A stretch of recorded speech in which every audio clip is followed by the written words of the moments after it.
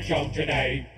Why do we always listen? Keeler's always in the know. It makes me want to call him and tell him where to go.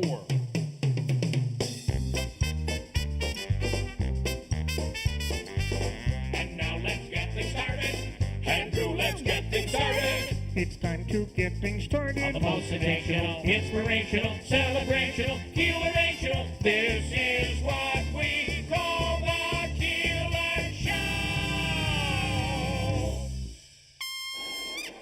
Hi, Billy Mays here with the brand new Keeler Kill Switch. When that morning show starts yapping about something you can't stand, don't reach for the dial. Just press this big red button and BAM! This is Keeler. WIBX 950 and 92.3 FM. Now back to the Keeler Show.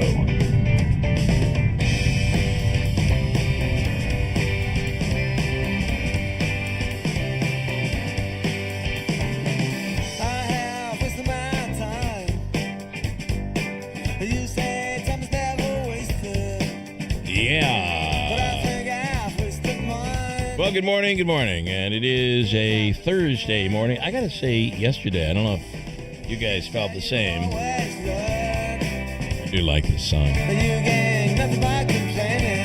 But everything must come to an end.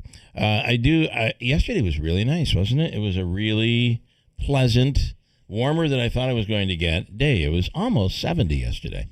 So I liked it. Today it'll be a little chillier, but nice. The next few days aren't all that bad. I was outside for a few hours last evening doing a game, and it's funny because when you do a game, typically, certainly a high school game, 99% of the time you're going to have a partner. You have to coordinate colors. You can either wear navy, black, red, powder, whatever colors you guys have. Gray is a new one this year. You have to wear the same. But one can wear a jacket that's just got to be the same color. So before the game, I'm talking to my partner, and it's like the sun comes out. It's like, wow, that's warm. I definitely don't need a jacket. And then a cloud would come by, and you're like, it's cold. Yeah. I think I'm going to go with a jacket. And it was kind of alternating like that for the first several innings, where if the sun was out, it was like nice and warm. Like I said, it felt like 70 degrees. Yeah. And then this cloud would come by and block the sun, and you're like, kind of put your hands in your pocket, and you get a little goosebumps on your forearm. So, hey, whatever. I'll take it. It's not snowing. I agree, and it just kind of felt nice. I mean, this isn't what we'd love is a really nice warm spring. Mm-hmm. Doesn't look like that is in the cards, but I'll take this. Lots to get to today. We have a bunch of stuff. Another day where you can qualify to win the Jim Brewer tickets for this Sunday at the Stanley Theater. We'll give away a pair on Friday, tomorrow, and each day during the free money question, the person who gets in and competes qualifies for those tickets at the end of the week. So we'll have two more qualifiers, and we'll pull for the winner tomorrow. Awesome.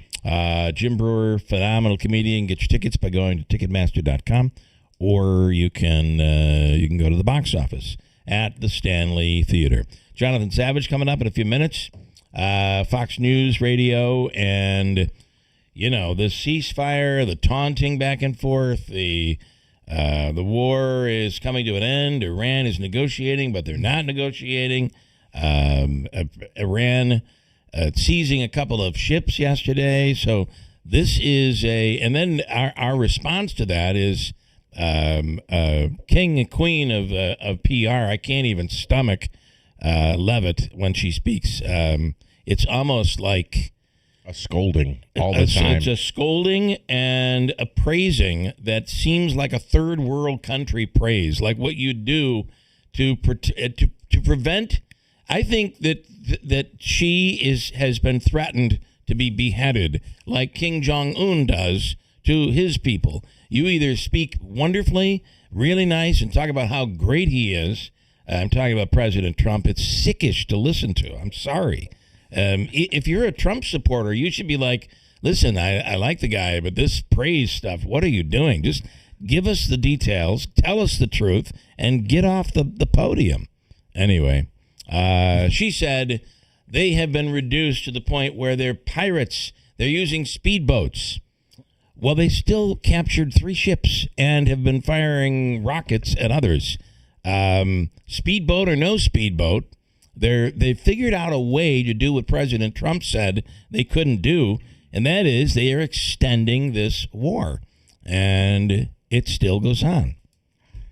I'm Sorry. I'm For surprised. my diatribe, I apologize. So tell me how you feel. Yeah. So I'm surprised that the president even has a press secretary because He doesn't need it. He just loves. You're right. That's a good Going point. out there. He doesn't need it. Yeah. I mean, he You're a is temp. his own press secretary. Yeah. Yeah. Nonetheless, Jonathan Savage will give us an update on where we currently stand. Before I forget, can I just say you talked about the 70-degree weather yesterday. I want to say thank you, and it wouldn't be possible without the greatest president the United States has ever had. And it's He's done more in a year and a half for weather in central New York than any other president before him. So I ever just want had. to And mention that's someone's trying out for a new job. that's a fair. I think that is a fair criticism, right? I mean, I whether do you think support, that's fair. I this still- it's ridiculous to listen to, even if you're the greatest supporter. You're listening to it and being like, "Come on." I mean, at least make the world competitive here. Don't just gush like this. It's just embarrassing. But that's what they do, and it's what we're living with. Mighty John, the record guy, is on today. Do you have a record in your collection? It is springtime, which means already there've been a few of those garage sales, and I know someone in this room who's already made some money off his records. I have. And it is Mr. Tim Reed. I have. So you can, what you really want, though, is to find a Tim Reed who's ready to take his records over to Handshake Antiques, Angelo, and make some dough. Mm-hmm. You want to intercept that and say, well, I'll give you $10 for those, and hope he says yes. And those could be worth my guess is you have a pretty decent record collection. I did. So you did. Now, He's my already guess- let go. My guess Angelo has a pretty good he has record great. collection. Stop by Handshake Antiques if you're a big fan of 60s and 70s. And your 60s, 70s collection, if I predict here, is really broad. You have many. You have a lot of different tastes. He's astounding. And then I've got some of my wife's records, which are like totally of a different way. Okay. So what Did I've she done, like Gene Pitney? No. Okay. I don't know. They're just some oddball records that I never Pitney. even realized existed. So no, she was kind of more soft rock or whatever. But it's made me kind of go through my collection and find ones that are in good. I mean, the key is you want to find one that's in good shape. Covers in good shape or whatever it is. And so, that tranche is pretty much has been gone through or whatever.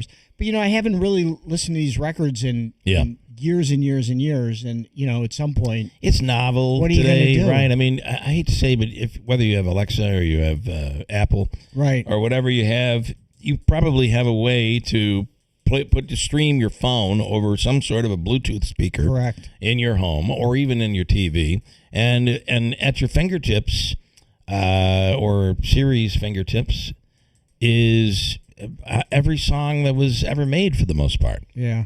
It's including the AI ones. Including the AI ones. Yeah. That's So true. it was interesting. One thing I did find out is the one genre of record that has to be pristine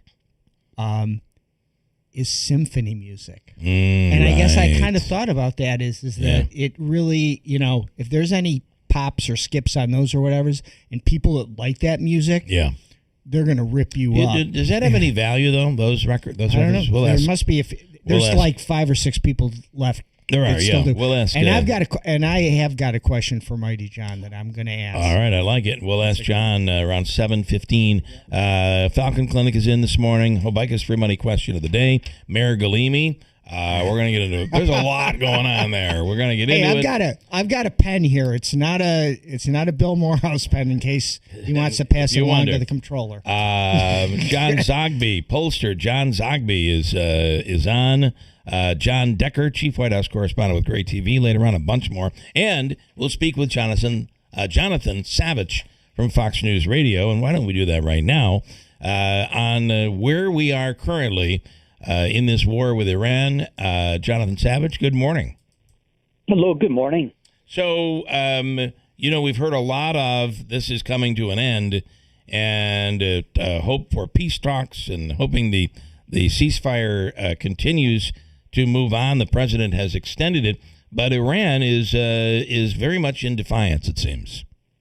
Iran is absolutely in defiance. They are saying that there can be no negotiations when the United States is putting them under such pressure, using threats, they say. The Iranian parliamentary speaker who was leading their negotiating team also saying that reopening the Strait of Hormuz is impossible because he's accusing the United States of breaching the ceasefire with their blockade of Iranian ports. He says you didn't achieve your goals through military aggression and you won't achieve them by bullying either. So President Trump's current tactic is to extend the ceasefire indefinitely, but maintain the blockade of Iranian ports, which he says is costing Iran $500 million a day.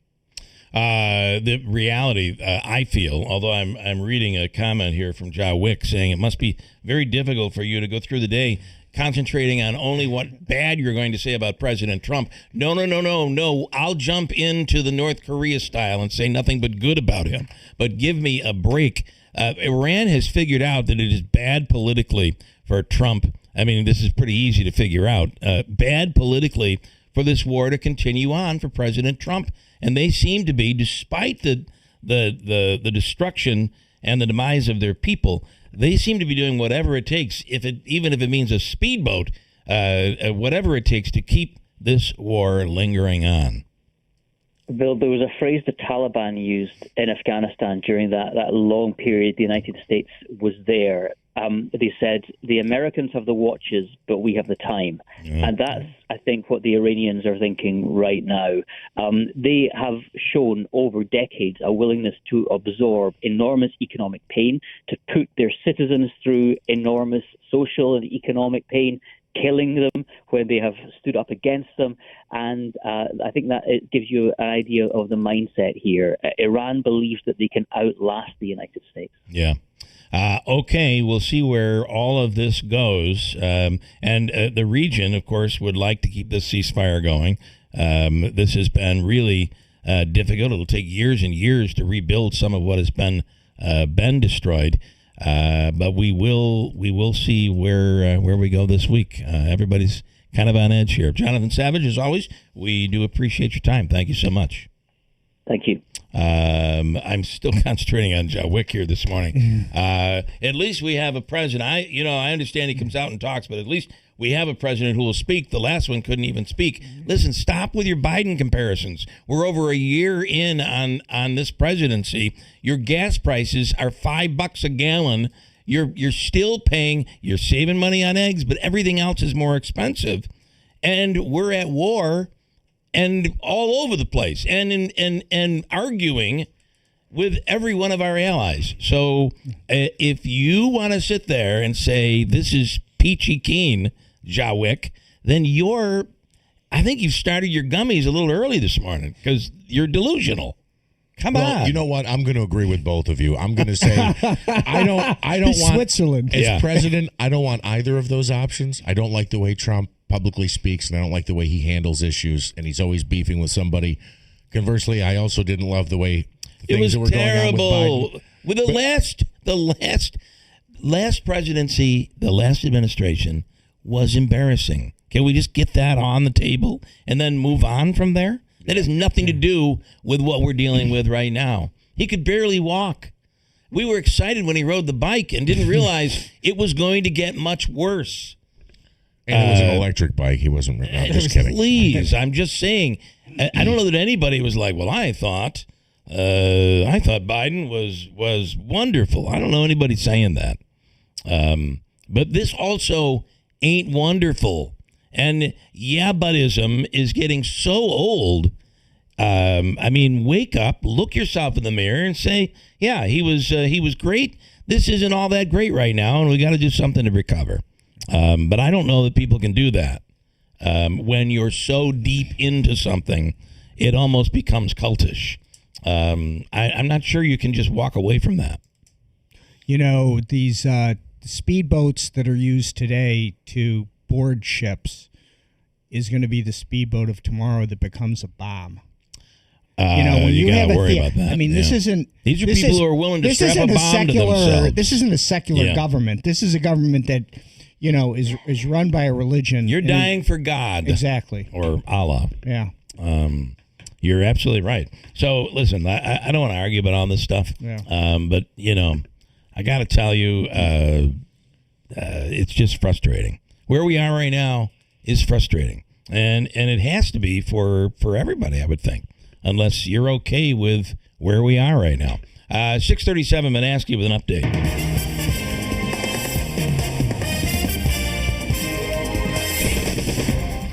Bill, we have cloudy skies and 38 degrees at 6:38. Good morning.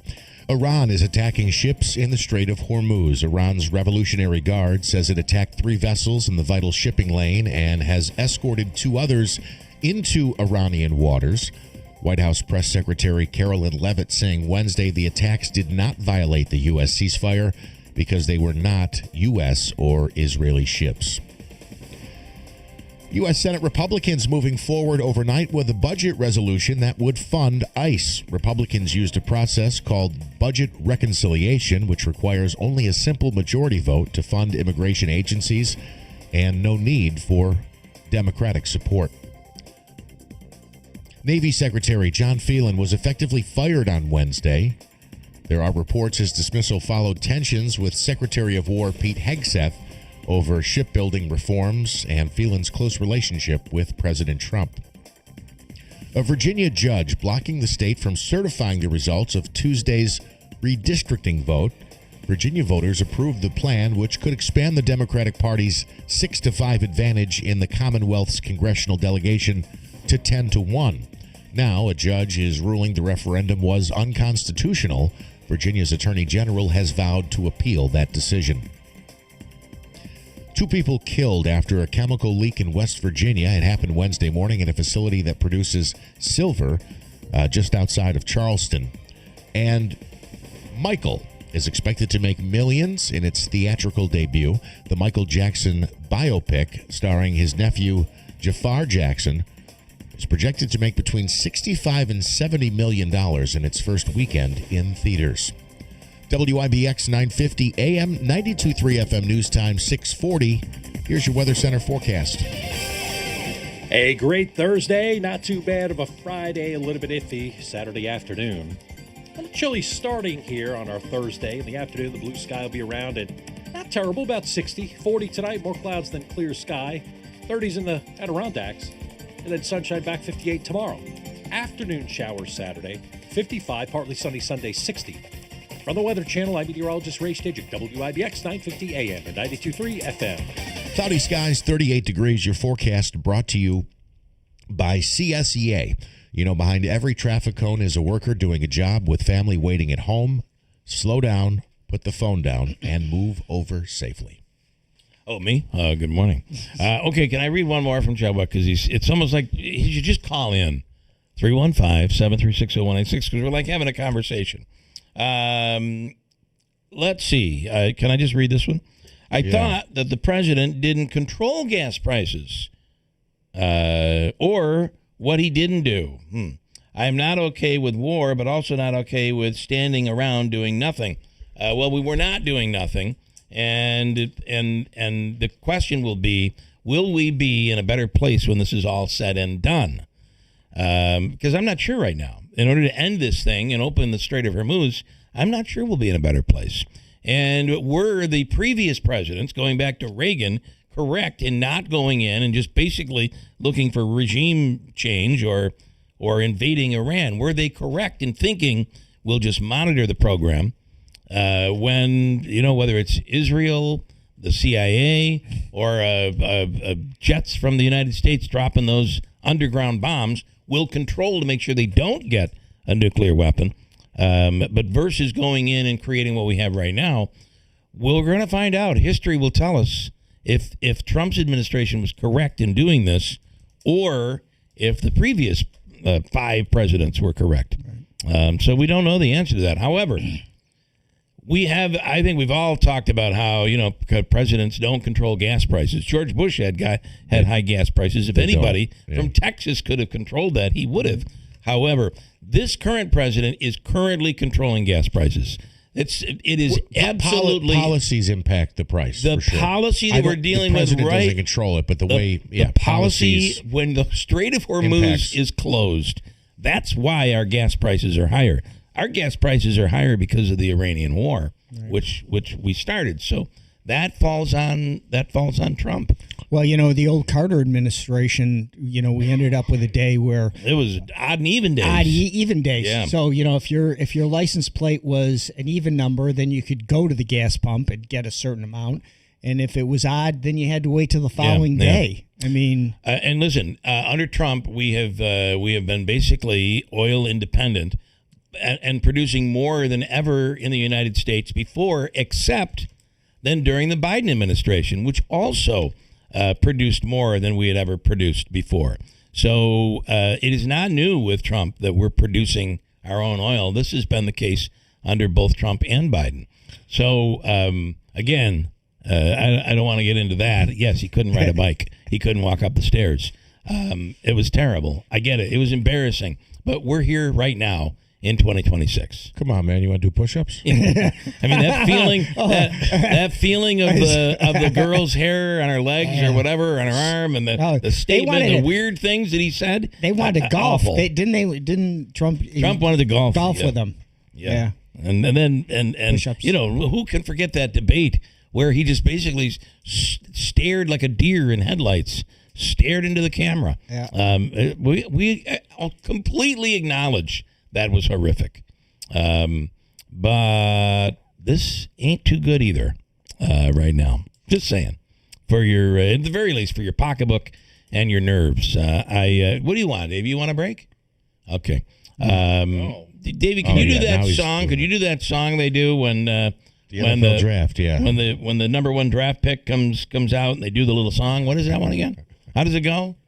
D something like that. Like D. It's like Get Andrew on the phone. The news ticker. Andrew would be able to do it. You want a comment from Bill Morehouse? Yes. He closed the border that couldn't be closed. He basically said, can I just take him in chunks? That actually is something that is a major accomplishment. He basically, well, you're not going to agree with this part. He basically saved America from the invasion of illegals. He opened up the economy for businesses by getting rid of ridiculous regulations. The market is booming. Yes, but he neutralized that by adding the tariffs. It's been terrible. It is not benefiting business right now. I still don't understand, by the way. Bill Morehouse, stop it right now. The Mets won last night. Shut up. Let's talk about something positive here. You predicted that, too. I did. Yeah, it was a good call, by the way. I hope you bet it. I just felt I hope you bet Kalshi. Listen, it would have been 13. Soto coming back. Lindor hit a home run. I hope he's going to be okay. Lindor hit a home run, and I thought they were coming into this game with good pitching. And when they tied it up, I got a little nervous. Are we going Mets? But we won. Yeah. Okay. Real quick on the Mets, then. I mentioned this to Davey at the top of the hour. Lindor is again at the center of what friction is in this? the clubhouse. Okay, I want to talk about this when we come back on other stuff. Quick break because he's going. He's going. He looks like a politician in there. His hands are ringing so much. I hate to say it, that break signal. But Davey's going Jaw Wick in there. I'm just saying. He's a good company, man. Hold tight. We're coming right back. Stand by. It's Thursday morning. Little Falls Lumber has everything you need for home improvement season. They're fully stocked with secondary grade metal in all colors. Available in 12-foot lengths and affordable solutions for sheds, garages, and roof repairs. Tired of digging through warped boards at the big box stores? At Little Falls Lumber, you'll find only premium grade lumber, hand-selected for quality. They also carry roofing, siding, windows, doors, and much more. Visit Little Falls Lumber in Little Falls in Syracuse. Call 315-823-2470 or go to littlefallslumber.com.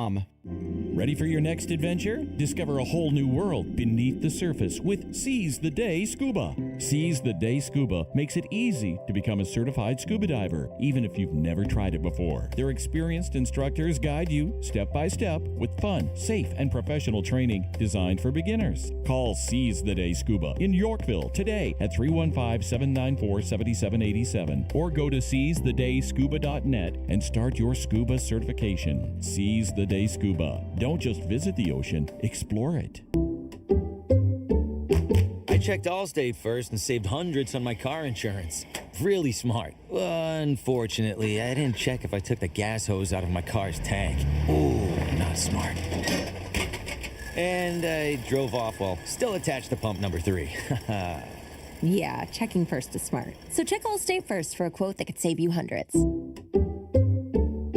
Potential savings vary, subject to terms, conditions, and availability. Allstate North American Insurance Company and affiliates, Northbrook, Illinois. Here's a tale of Becky. Didn't know what to do with new meds prescribed and no real cost clue. She squinted at prices, that can't be right. Then tapped GoodRx and saw the light. She can get a deal, book telehealth if she feels. Learn about those meds without any stress. That one little app does all the rest. Even my horse downloaded it. Dang, save time and money on prescriptions. Check GoodRx. GoodRx is not insurance. We all hear the radio ads about the IRS. They tell you to be afraid, to be scared, and they try to frighten you into calling. I'm not here to do that. Tax Relief Advocates is different. TRA is here to tell you that if you owe money to the IRS, whether it's $5,000, $50,000, or $500,000, we have a solution. It doesn't matter if you're sitting in your car, at work, or with your kids. No matter where you are, call now. 800-518-1409. Don't lose hope. TRA can eliminate or reduce what you owe to the IRS. Generous programs are now available that can give you a fresh start. Our passion is taxes and helping individuals fix their IRS problems. We have over 1,000 5-star reviews on Google and an A+ with the Better Business Bureau. You don't need to be afraid of the IRS any longer. End your tax nightmare today by visiting us online at TRA.com or call 800-518-1409. That's 800-518-1409. Tax Relief Advocates. Real solutions for real people. WIBX. This is Keeler. WIBX 950 and 92.3 FM. Now back to the Keeler Show.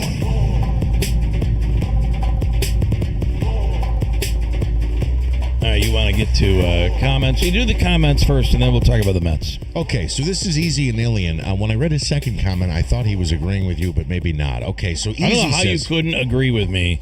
I don't know how you can't. I have criticized Biden. I have criticized Trump. I have criticized the gushing of praise that comes out of Carolyn Leavitt's mouth every day. I'm only saying it's not American. Yes, she's his press secretary, and she should have his story, but come on. Get down on your knees, everybody. We're going to pray and thank Jesus for Donald Trump. Give me a break. What is this? Are we a third world country now where we must praise our leader? Otherwise, the demise that will come could ruin you. I mean, what is wrong here? This is like I'm having a bad dream. Easy says we're already in a better place because within 2 weeks they could have had the uranium enriched That's to not make a true. bomb. That has been disproven. Not true. And then this is the part where I thought he was agreeing with you. He said, you keep talking, but you want it. Forget about the facts. Facts are that war creates inflation in the gas pricing.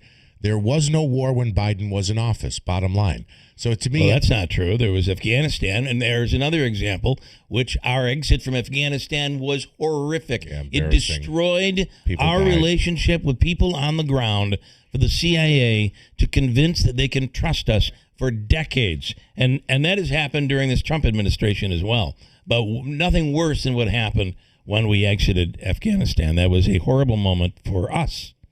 Matt and Clinton says, if we don't need the gas coming out of Hormuz and we have all the gas we would ever need, why are gas prices so high? That's a very complex problem, but it's a world economy problem is what it is. The shortage creates it's supply and demand. So even though it's maybe American oil, we live in a world economy. The market goes up, so they're charging what they can charge. And by the way, we will not ever have a supply problem. At least as it stands right now. I don't want to say ever, right? But when you dig into this and you learn how these gas prices work, it is complex. But our problem is not supply. But you could be paying $8 for a gallon of gas. I do have a concern as it relates to, and there was some talk about this yesterday. So the rest of the world. Some of them are now buying from us, but there's an overall pinch at the pump around the globe.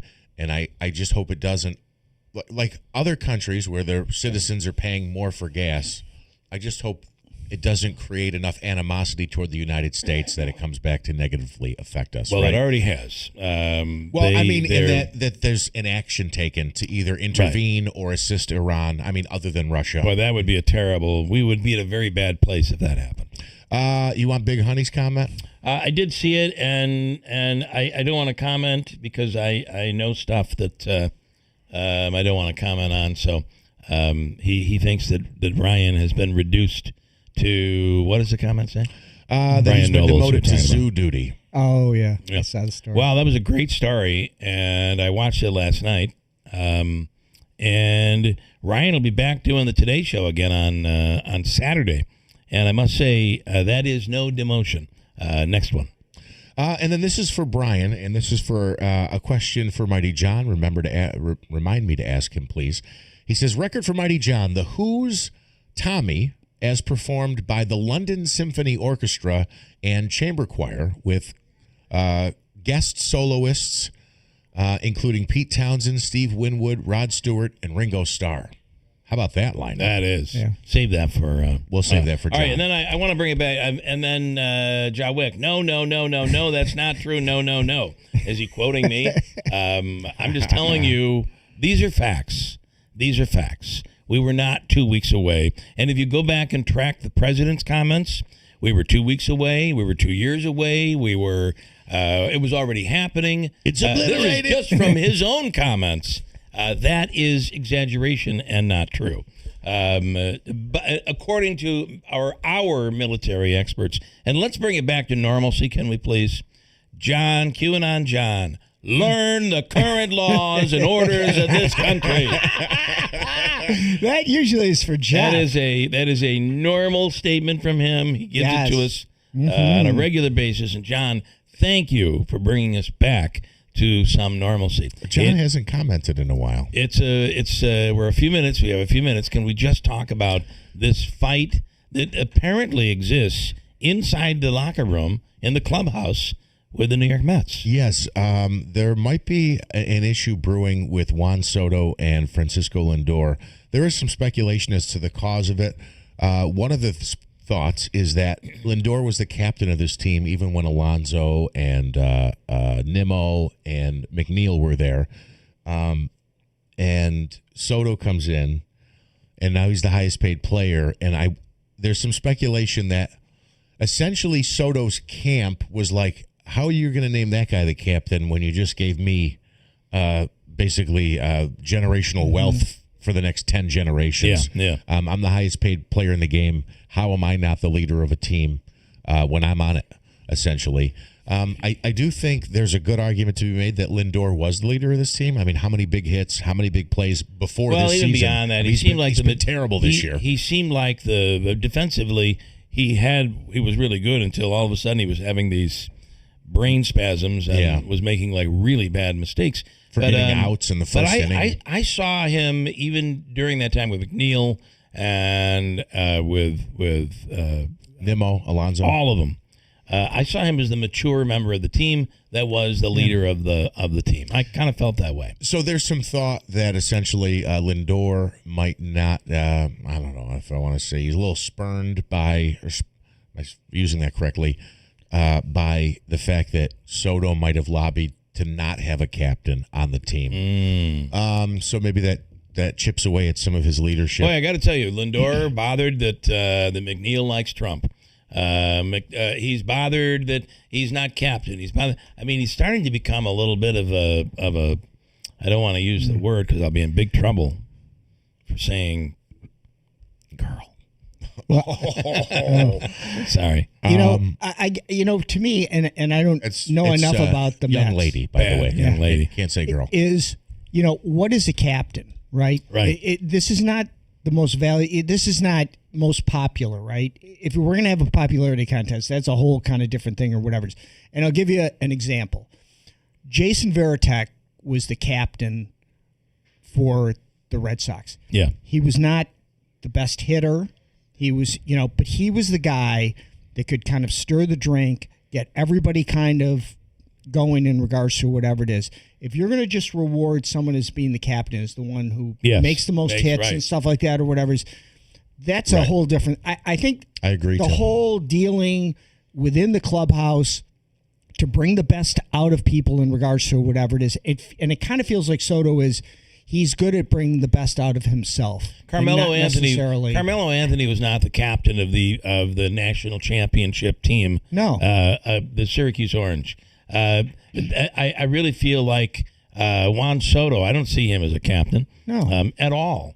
And it doesn't diminish their role within the company. They have a huge role. Look what he makes. But I'm just trying to come up with examples of a captain should be somebody that inspires the entire team and keeps everybody together. Exactly. And I'm not sure that Lindor is playing that role right now. I don't. He think seems he more is. of a divider right now than anything else, which means who would be the captain on that team? It's not Juan Soto. Well, they lost 12 in a row. Who wants to claim that spot? Who wants to own it? Yeah. Captain of the Titanic. Yeah. Exactly. The other thing I'll say is there was a report out yesterday, and Steve sent it to me. I appreciate it. Essentially talking about Juan Soto's relationship with the team. He was asked, have you been in communication with the team, et cetera, since he got injured? And he wasn't. And he said, and he hadn't been. Yeah. No, I haven't talked to him. They're on the road. One more from QAnon John. Wait till China and Taiwan get started. Boy, is that the understatement of the world. Quick break. Hold tight. Contractors and landscapers, be able to take on more jobs and get your current projects done with Warner Sales and Service. Whether it's the tough lifting and digging or the more precise work with attachments, Warner Sales and Service has the Bobcat rental to make sure your projects get done. Tough work demands tough equipment, so stop in today at Warner Sales and Service, just off Route 365 between Rome and Verona, and at warnerss.com. Where quality still counts at Warner's. Lots of places can expose you to identity theft. Oh, no. That's why LifeLock monitors hundreds of millions of data points a second for threats to your identity, which is way more than anyone can do on their own. If we find anything suspicious, like new loans or changes to your financial accounts, we alert you right away, all through text, phone, email, or the LifeLock app. Get the alerts that could make all the difference. Save up to 40% your first year with promo code NEWS at LifeLock.com. WIBX Utica Road, W295 From the WB Payne Insurance Studios, your news talk leader since 1925. WIBX 950 and 92.3 FM. Now the latest from Fox News. A vote in the Senate at 3 o'clock in the morning. I'm Dave Anthony, Fox News. This vote, the yeas are 50, the nays are 48. Approving a resolution that's a step toward ending a funding standoff for ICE and Border Patrol, which Democrats can't block as they keep demanding immigration enforcement reform. This is a budget tool that allows Republicans to pass legislation with a simple majority, and overnight they unlock the first step of this lengthy process by approving a budget resolution. The measure sends $70 billion to ICE and CBP, funding the agencies through the rest of President Trump's term. Fox's Madeline Rivera, the House has to consider it next. In Virginia, the day after voters approved congressional redistricting that could give Democrats 4 more House seats in the November elections, a judge blocks it, deeming it as unconstitutional. And Democrats already vowing to fight back. Virginia's Democratic Attorney General Jay Jones writing, "My office will immediately file an appeal in the Court of Appeals. As I said last night, Virginia voters have spoken, and an activist judge should not have veto power over the people's vote." It's day 10 of the U.S. military blockade around Iran's ports. It's costing Iran's economy about $500 million a day. The White House says it's prepared to continue this blockade for as long as needed. President Trump tells Fox there is no rush and no time frame to end the war. Fox's Brian Yanis in Tel Aviv. CENTCOM says so far 31 ships have been turned away or blocked because of this blockade. And new this morning, we now know that 3 of those ships were Iranian oil tankers that were blocked in Asian waters thousands of miles away. Wildfires keep scorching northern Florida, southern Georgia. More than 50 homes have burned down, 20,000 plus acres charred, and the biggest of the fires barely contained. And the weather conditions are not working in our favor. It's going to be a hot, dry day. Temperatures are going to be in the mid-80s, and we're also looking at a little bit of wind. Fox weather meteorologist Britta Merwin. America's listening to Fox News. We all know the importance of good daily habits, whether it's getting your steps in, stretching those limbs, or eating right. Doing it on the regular is key. That's why if you're dealing with everyday aches and pain, it's time to bring Relief Factor into your routine. Relief Factor is a daily supplement that fights pain naturally. Developed by doctors, Relief Factor uses a special formula of 4 natural ingredients. Relief Factor doesn't just mask pain, it helps reduce or even eliminate it. In fact, the longer you take it, the more effective it is. So call 1-800-4-RELIEF and try their 3-week quick start for only $19.95. That's less than $1 a day. Simply call 1-800-4-RELIEF. That's 1-800-4-RELIEF. Wherever you're having pain, don't let it keep you from living the life you want. Make Relief Factor part of your daily routine. Go to ReliefFactor.com or call 1-800-4-RELIEF. That's 1-800-4-RELIEF.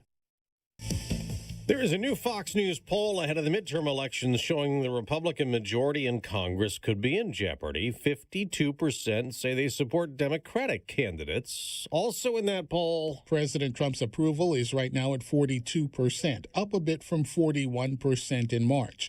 The same amount, 42%, say they believe President Trump has the judgment to be effective in the White House. Slightly fewer, 40%, say he has the temperament to serve. Even fewer than that, 37% believe he cares about people like them. But 53% say President Trump continues to do a good job with securing the border. As for other high-ranking officials, Vice President J.D. Vance and Secretary of State Marco Rubio are at 44% approval. Secretary of War Pete Hegseth is at 41%.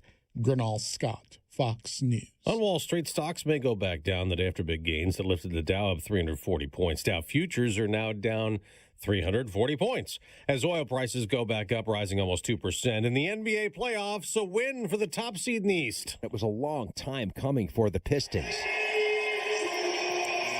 A home playoff victory for Detroit. They win it 98-83. We're all leaving at 1 game apiece. On ESPN, the Pistons snapped an 11-game home losing streak in the playoffs. For the first time, the Pistons won a playoff game at Little Caesars Arena. The last time they had won a playoff game at home was in May of 2008 at the Palace of Auburn Hills. And the longest home losing streak in NBA playoff history. The reigning champion Oklahoma City Thunder went up 2-0 on the Phoenix Suns. 120-107. That's Fox's Jared Max. In the NHL playoffs, Dallas beat Minnesota in double overtime. Anaheim topped Edmonton. Philadelphia took a 3-0 lead over Pittsburgh. In baseball, the New York Mets snapped a 12-game losing streak, beating Minnesota 3-2. I'm Dave Anthony, and this is Fox News.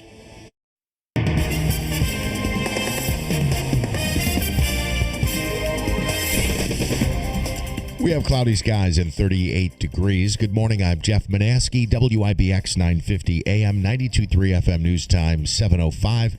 This news update brought to you by Destination Kia of Utica on Commercial Drive in Yorkville. State government will keep running for at least a few more days after the passage of another budget extender. Wednesday's extender was the 6th to be approved by state lawmakers since the April 1st deadline came and went. It ensures the state can continue to pay its bills and payroll through Monday. Some members of the legislature expressing frustration publicly about how difficult it's been to reach an agreement with Governor Hochul. Last year's budget was nearly 40 days late.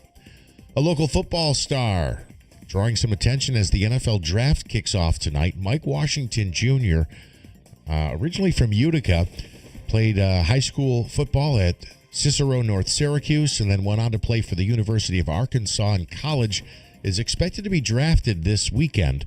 In his younger years, Washington attended Notre Dame, also Watson Williams Elementary School in Utica.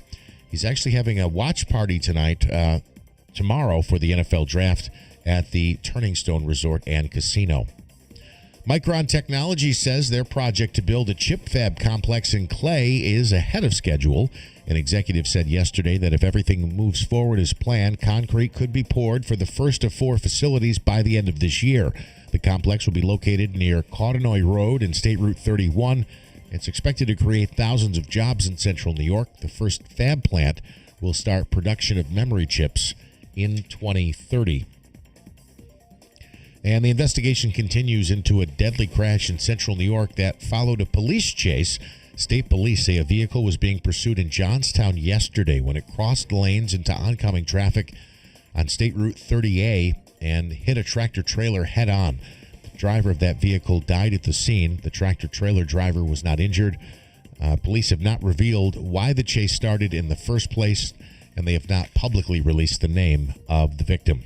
WIBX 950 AM, 92.3 FM news time is 7:08. Your Weather Center forecast brought to you by CSEA. Behind every traffic cone is a worker doing a job with family waiting at home. Slow down, put the phone down, and move over. A great Thursday, not too bad of a Friday, a little bit iffy Saturday afternoon. A little chilly starting here on our Thursday. In the afternoon, the blue sky will be around at not terrible, about 60. 40 tonight, more clouds than clear sky. 30s in the Adirondacks. And then sunshine back 58 tomorrow.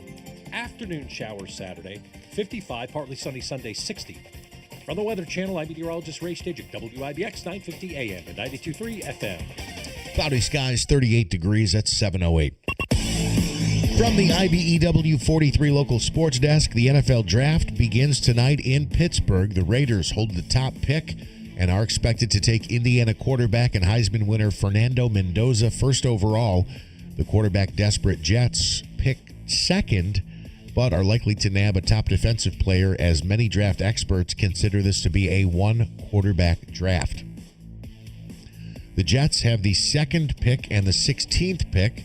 The Giants, meanwhile, have 5th and 10th. The Buffalo Bills will draft 26th. The Mets... Wide receiver. Yeah, right. Got to get a wide receiver. No, you don't. Davey, what do you think? They did take DJ Moore in the trade there in the offseason. Okay, what do you think they're going after? Defense. Okay.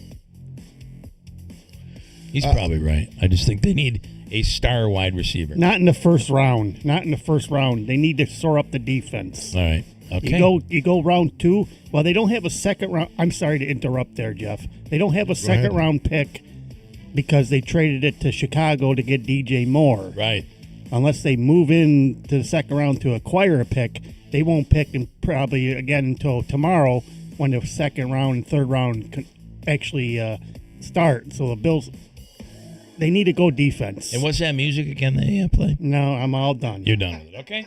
All right. Back to you, Jeff. Back to you. All right, thank you. You know, there's a possibility. There are free agent wide receivers. I mean, not there's a possibility. They are out there. It's possible that the Bills could pick up some more wide receiving options via free agency or via a trade. The Cowboys say they're not planning on having any long-term contract discussions with star wide receiver George Pickens. Boy, I bet you the Bills would love to have him. Dallas Executive VP Stephen Jones said the team is set to have Pickens play out the 2026 season on a franchise tag and informed his agent of that decision last week. Baseball, the Mets finally snapped that losing streak. It ends at 12 games. By the way, Bill Morehouse says he bet that last night. The Mets get a 3-2 victory at Citi Field. Mark Vientos had the go-ahead run, drove it in with an RBI single in the bottom of the 8th. The Mets will look to capture the rubber match coming up tonight. The Yankees take down the Red Sox 4-1 your final from Fenway. Ahmed Rosario with a 3-run homer in the first inning. That held up for the victory. The Yankees have won 5 straight. They look to sweep the series against Boston coming up tonight. And let's see. I don't think I need to mention anything else here. Oh, I do want to mention NBA playoffs. The Knicks are back in action tonight. Game 3 of their series against the Atlanta Hawks.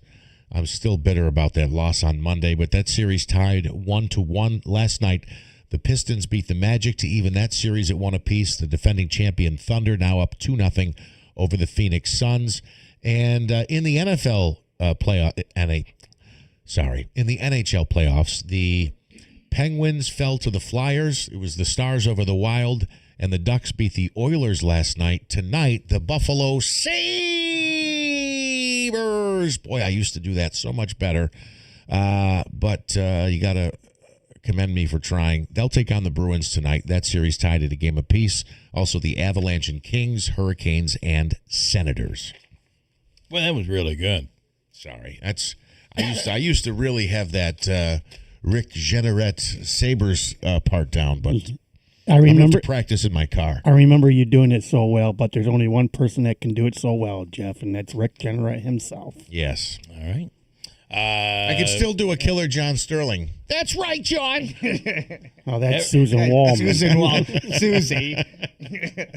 I got to tell you, Buffalo is electric right now with the Sabres. Pretty wild. All right, coming up, John, Mighty John, the record guy. Then the Falcon Clinic, and then Mayor Galimi. There's so much going on there. We have a lot of questions.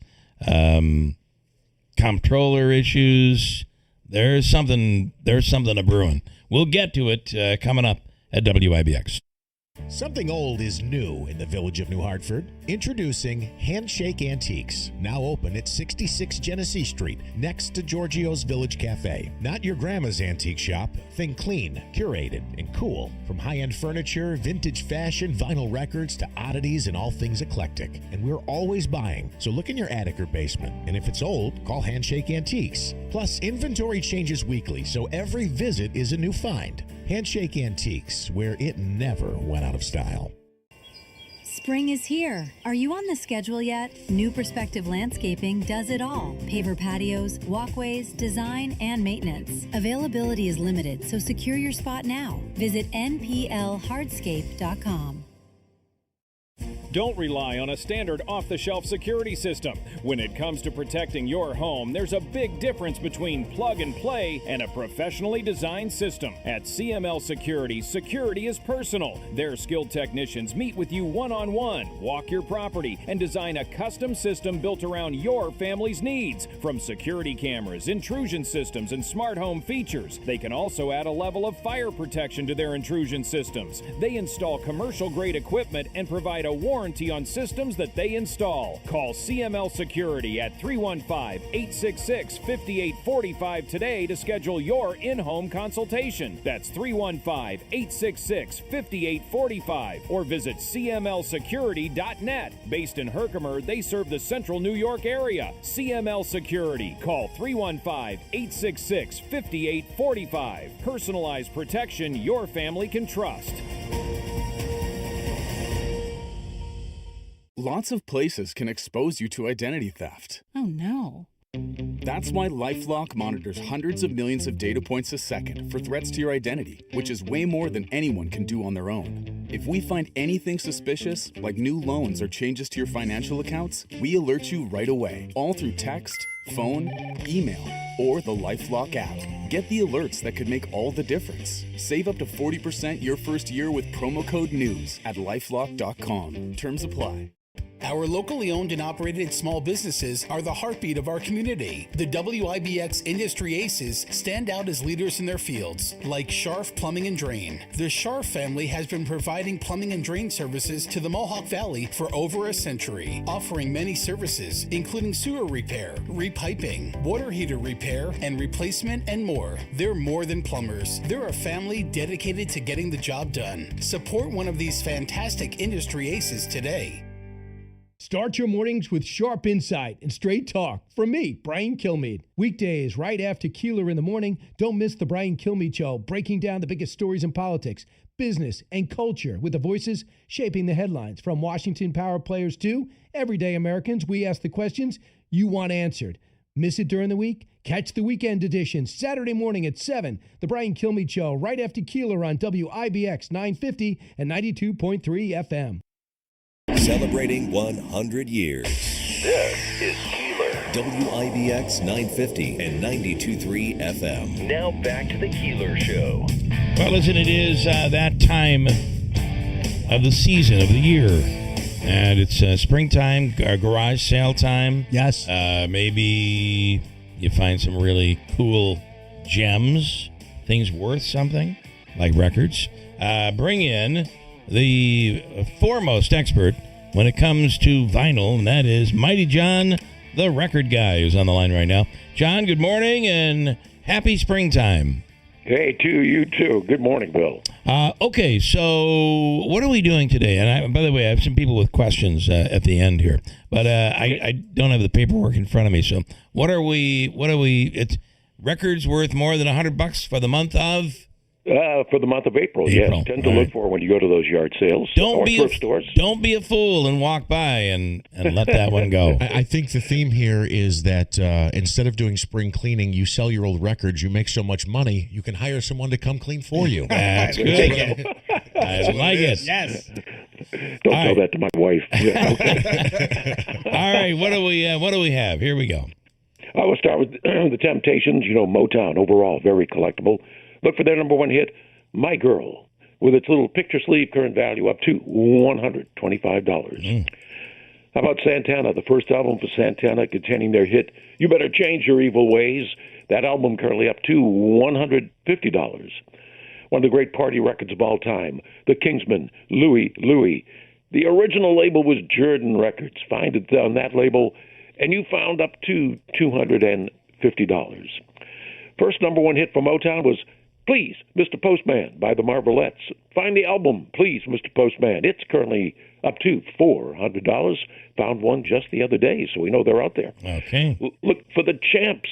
Who are the Champs? They had one big giant hit, "Tequila," from their album "Go Champs Go." Here's a case where the color of the vinyl makes all the difference. Black vinyl, $100. Find one on blue vinyl, up to $500. Okay.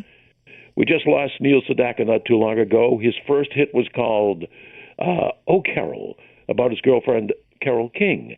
It's worth about $20, but she answered him with a 45 called "Oh Neil," and her version up to $500. Wow. Sam the Sham and the Pharaohs, "Wooly Bully," biggest hit of 1965. Find it on the original label, XL Records out of Memphis, currently up to $1,000. How about Bonnie Joe Mason? "I Love You, Ringo." Why is it worth $1,000? Because Bonnie Joe was Cher, and that's her first record, making it worth up to $1,000. "I Love You, Ringo." Wow.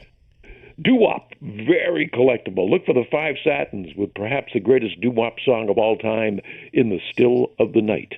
On the original Standard record label, currently up to $2,000. And if you're going to find Elvis, you're going to find money. Elvis released a 45 called "Such a Night."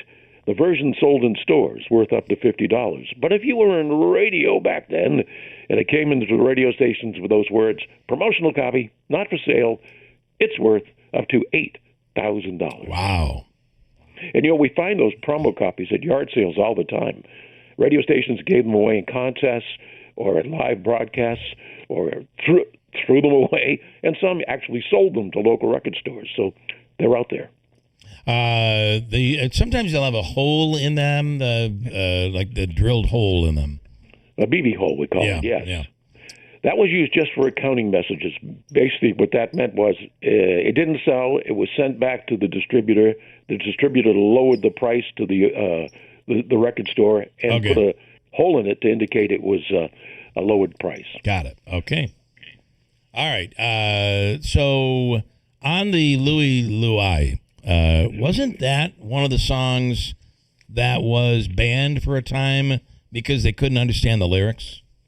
It was banned. It was investigated by the FBI, banned by the governor of Indiana. The lyrics are simply about a man talking to a bartender by the name of Louie. But the lead singer was so far away from the microphone and inebriated at the time that people made up their own lyrics. That's wild. What were the lyrics that were alleged lyrics that were controversial? Can you not say it on the radio today? Are you trying to get Keeler thrown off here? Hello? Possibly. Yeah. It's just funny because, what's her name? Britney Spears came out with a song, and I'll say it fast so I don't get anybody in trouble, but it was called "If You Seek Amy." If you seek Amy, excuse me if I said that correctly, but that's, I think if you slow it down, you'll get it. I'm surprised that there was so much decency back in those days. Well, it was quite a controversy. I can remember this when you watch Animal House. They sing the lyrics that people made up in that movie. Yeah. In the 80s and 90s, you had a lot, especially in the early 90s, you had a lot of songs that were, remember there was "I Want to Sex You Up," all of those songs, they would have alternate versions for radio to play. Instead of sex, they'd use the word love. Today, I remember one that we played by the Manhattans, "Just Kiss and Say Goodbye." There was actually an X-rated version of that, and they put an X on the label so radio stations wouldn't play it. Okay, well, let's just blank and say goodbye. I did not know that. I never knew that about that song. Wow, that's wild. Did you work in radio, John? I guess 30 years. I did. Yeah. Where did you work? I didn't know anything about that part of your career. Well, mostly in Portland and in Bangor, Maine. Worked for right. Stephen King for 5 years. Yes, your connection with Stephen King is pretty awesome. That is cool. Yeah, with all a right. voice like that, it would be a sin if he wasn't in radio. Yes, I agree. Okay, Tim has a question. So, John, I'm slowly but surely kind of letting my record collection This is go in terrible. I regards can't to. I believe know he's doing this. It's primarily 60s, mid 60s to early 70s or whatever it is, and it's interesting going through the records that they kind of bring back memories or whatever it is. And unfortunately, probably the records that were really important, I just, let's put it this way, loved too much.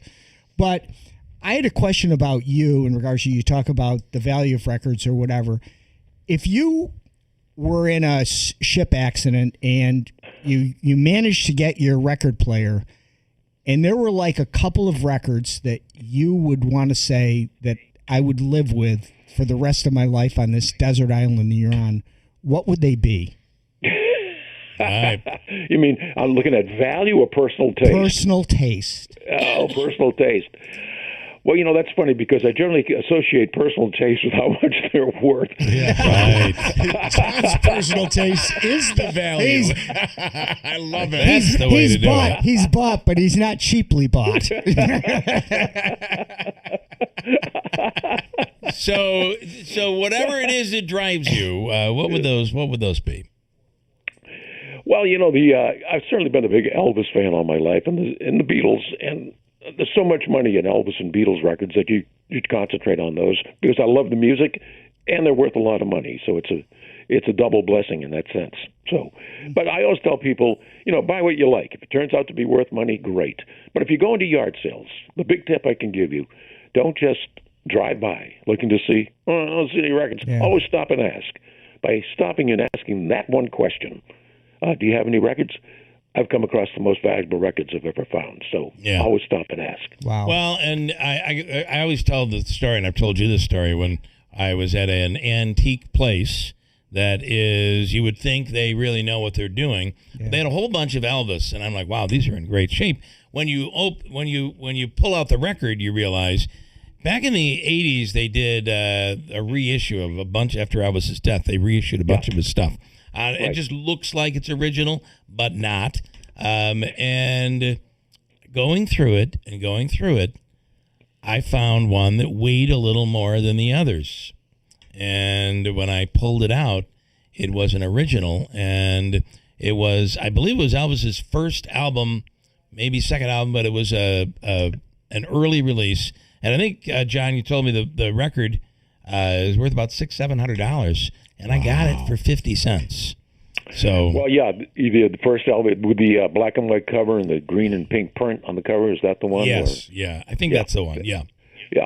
Well, first issue certainly can go for that, and condition, of course, is very important. Yeah. You get something, you get it home, and it's skipping, and a lot of people use turntables today, even a lot of younger people. So, all right, anything else? Everybody good? Well, we have a question from a listener, and then I do have a quick question for John. John, when you mentioned by asking, do you have any records? Do you have any albums? Is that in the vein of somebody getting rid of it? I'll hear this a lot, well, with different items, but it'll be, I want to make sure it goes to the right person. I want to make sure a collector gets it. You ever come across that? That's why just last week, really? I bought a collection of 5,000 records, and the lady said, "Wow, I just want to make sure they get a good home." I mean, I paid her a decent price, but she was more interested that they found a good home because they meant so much to her husband who had passed away. Yeah, I hear that a lot with sports cards and other items. Okay, this comes from I don't have the name here. Record from Mighty John. The Who's Tommy, as performed by the London Symphony Orchestra and chamber choir with guest soloists Pete Townsend, Steve Winwood, Rod Stewart, Ringo Starr, and more. It's on ODE Records in 1972. Does that ring a bell? Records, it's not a big collectible. Overall, the Who are not that collectible. And is that a result it amazes me sometimes who is and who isn't the Who. Who is and who isn't. Yeah, exactly. He followed up to say here that he bought it for $2 at a garage sale. So it might be a good listen, but it doesn't have a good value. It's got to be worth $10, right? I would say so, yeah. Okay. Yeah. All right. Well, you made money on 5 that to 1 deal. on his money. Boom. All right. Good stuff. And by the way, what are you? Any specials going right now? You obviously have the most amazing list of what records are worth, and I think it's over 1 million records. They can get that off your website. Right. We have a big sale going on. We have a half-price sale. You want to check it out, you can get our price guides at 50% off today. And they'll tell you the value of every record you will ever find in your entire life.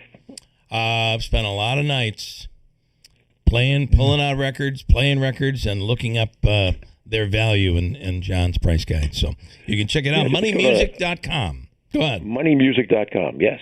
All right. John, we'll do it again soon. Before you know it, it'll be May. So yes, good. I look forward to it. All right, good stuff. Thank you.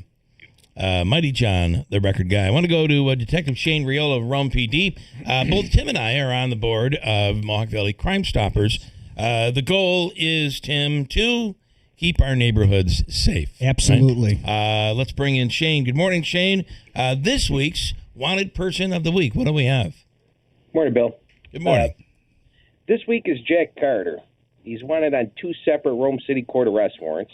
He's wanted for robbery in the 3rd degree and petty larceny. Charges stem from a domestic incident that occurred in March of this year.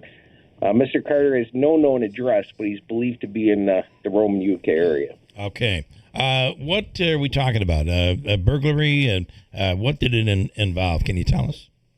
Robbery is forcibly taking property from another person. Okay. So it was along those lines. All right. And we have the full story. As a matter of fact, I am just making that happen now.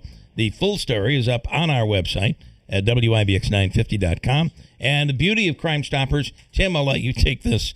The beauty is it's anonymous. Totally anonymous. Not only are you taking your community back, but there's the potential for a cash reward. You got to love that. Detective, thank you for what you do, and we appreciate the time. Thank you, sir. All right. Mohawk Valley Crime Stoppers, that story is up on our website as we speak. You can check it out at WIBX950.com. Quick break, and then we'll come right back with the Falcon Clinic on WIBX. Warner Sales and Service, building relationships, building trust. This is Lynn from Warner Sales and Service. Mow like a pro with Hustler Turf Zero-Turn Mowers. Hustler mowers are designed to be maintenance and service friendly for the everyday homeowner while not sacrificing the build and cut quality they're known for. Come see us at Warner Sales and Service on the Greenway New London Road in Rome, and we'll guide you to the right mower for your property and your budget. Here's a tale of Becky. Didn't know what to do with new meds prescribed and no real cost clue. She squinted at prices, that can't be right. Then tapped GoodRx and saw the light. She can get a deal. Book telehealth if she feels. Learn about those meds without any stress. That one little app does all the rest. Even my horse downloaded it. Dang, save time and money on prescriptions. Check GoodRx. GoodRx is not insurance. When you're hiring, have you ever felt like you're missing out on meeting truly great candidates for your roles? It seems impossible to find them, but they have to be out there somewhere, right? Well, they're not hard to find when you know where to go, and that place is ZipRecruiter. And right now, you can try ZipRecruiter for free at ZipRecruiter.com/radio. ZipRecruiter helps 10 million people with their job search every day. And because these people are actively looking for jobs just like yours, it's easy to find the right person right away. In fact, 4 out of 5 employers who post on ZipRecruiter get a quality candidate within the first day. But if you're not using ZipRecruiter, you're missing out. So see what it's like when the impossible is easy. When you go to ZipRecruiter.com/radio right now to try ZipRecruiter for free. Once again, that's ZipRecruiter.com/radio.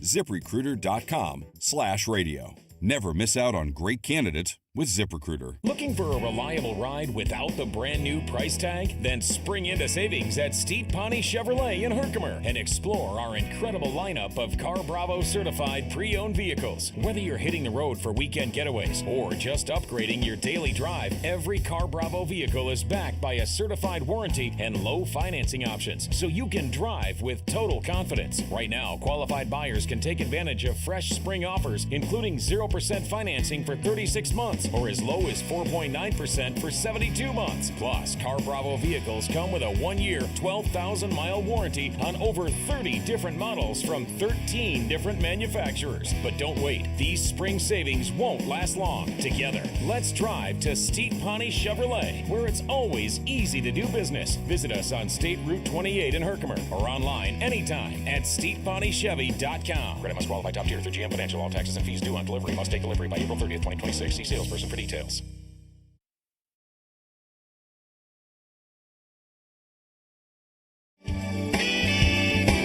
Hello, everyone in Central New York. This is Dave Letterman, your old TV pal. Remember me? I'm supposed to say something witty and funny here about Bill Keeler, but I've got nothing. Ever see a picture of this guy? That's a joke in itself. Anyhow, here's Keeler on WIBX. All right, good morning, and in studio right now we're going to go with the Falcon Clinic in a moment. Saw Ricky Z last night doing his thing, shaking hands, somebody thanking him for their Mazda. Right now it's Steep Pawnee Mazda as they wind down their New Year, New Mazda sales event. They have 23, I believe it's 22 now, new 2025 Mazda CX-5s in stock for you to choose from. Take advantage of 1.9% APR financing on new 2025 Mazda CX-5s, 0.9% on the turbo models. See the dealership for details. As Rick says, let's make your deal on a new Mazda where it is always easy to do business. Steep Pawnee Mazda, Commercial Drive in Yorkville. Long finish. In studio right now is Dr. Zielinski and Dr. Mattern from the Falcon Clinic. Good morning, guys. Thanks so much for coming in. Good morning. Good morning. Thank you for having us. So I want to start with something someone brought up to me yesterday, and it was like this with COVID. It does feel like there's more going. People are getting sick more today than with these viruses. Is that? I mean, I realize this is anecdotal. Is there more today, or has it always kind of been this way? So we're thinking actually it's probably always kind of been this way. And thankfully with these respiratory viruses. Maybe worse. Well, thankfully with them, most people, not all, but most people, thankfully, do not get seriously ill. Yeah. They don't end up, thankfully, needing to go to the emergency room, get admitted to the hospital and things like that. A lot of them are viral, including RSV, respiratory syncytial virus, that we're going to spend most of our time talking about today. So usually, unless there's a secondary bacterial infection on top of it, in most instances, antibiotics are not necessary. But definitely supportive care as far as, anti-fever medications like Tylenol, chicken soup, plenty of fluids, stuff like that. And I do want to mention very briefly, as you said, we have Dr. Mattern here today. We're taking new patients at the Falcon Clinic. She can get people in fairly quickly for new primary care visits in, 1 or a few weeks or so. And Dr. Mattern, any other thoughts about RSV for this particular season that is still ongoing? I want to ask first. Yeah. The other part of this question is, why is it that 3 people in a household of 5 get sick with whether it's COVID or RSV or the flu or whatever, and then there are 2 that they're exposed, then they don't get it? Why does that happen? This has happened. It happened a lot with COVID. And I don't know if it has to do with the other people. I hate to say anything like this, but it goes with hand washing. It goes with, does people end up biting their nails? That increases the risk. There's all sorts of things within personal care that could make a difference. But there was a whole big study about COVID that there's actually people who don't get COVID no matter what. Right. And we don't know why that is. They didn't, right. They never got it. If you could tilt it this way, she'll be looking at me. Turn it. Yep. There we go. There we are. Thank you. All right. So they just don't know why. Yeah. Some people have a natural immunity to certain things, and we have no idea We don't know why. Yeah. You know? My wife is one of those.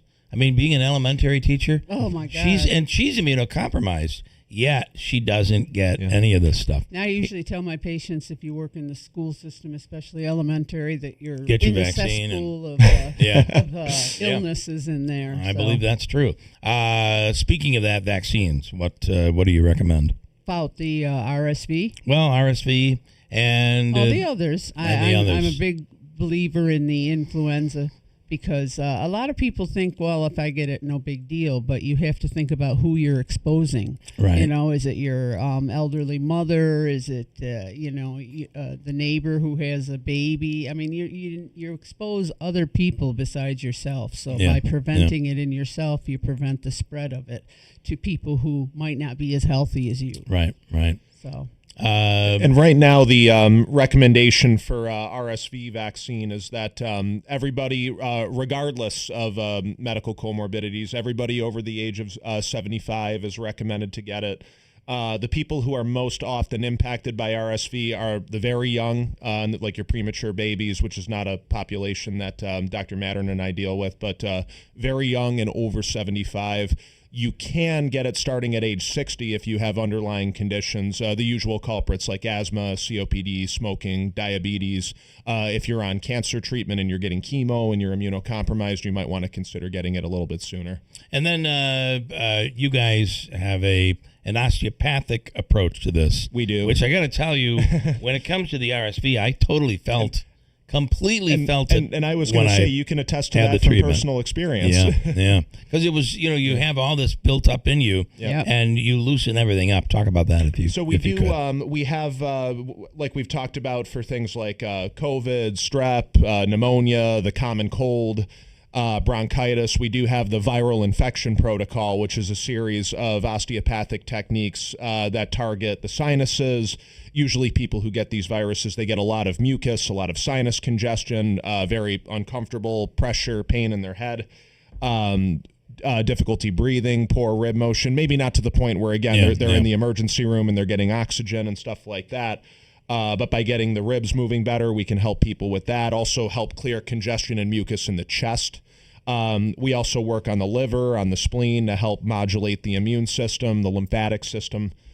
So oftentimes people, when they come in and they're sick, or if they were sick a week ago and they're still dealing with a little bit of fatigue and just feeling junky following an infection of some sort, people do note that they get significant symptomatic improvement following that VIP treatment. And though I don't do it, I have referred people that I'm seeing who are still having difficulty to see the osteopath. Although Dr. Mattern has expressed interest in learning the VIP, so there may come a day actually where even though she's an MD, even though she's an allopathic physician, she may actually be able to offer people that directly.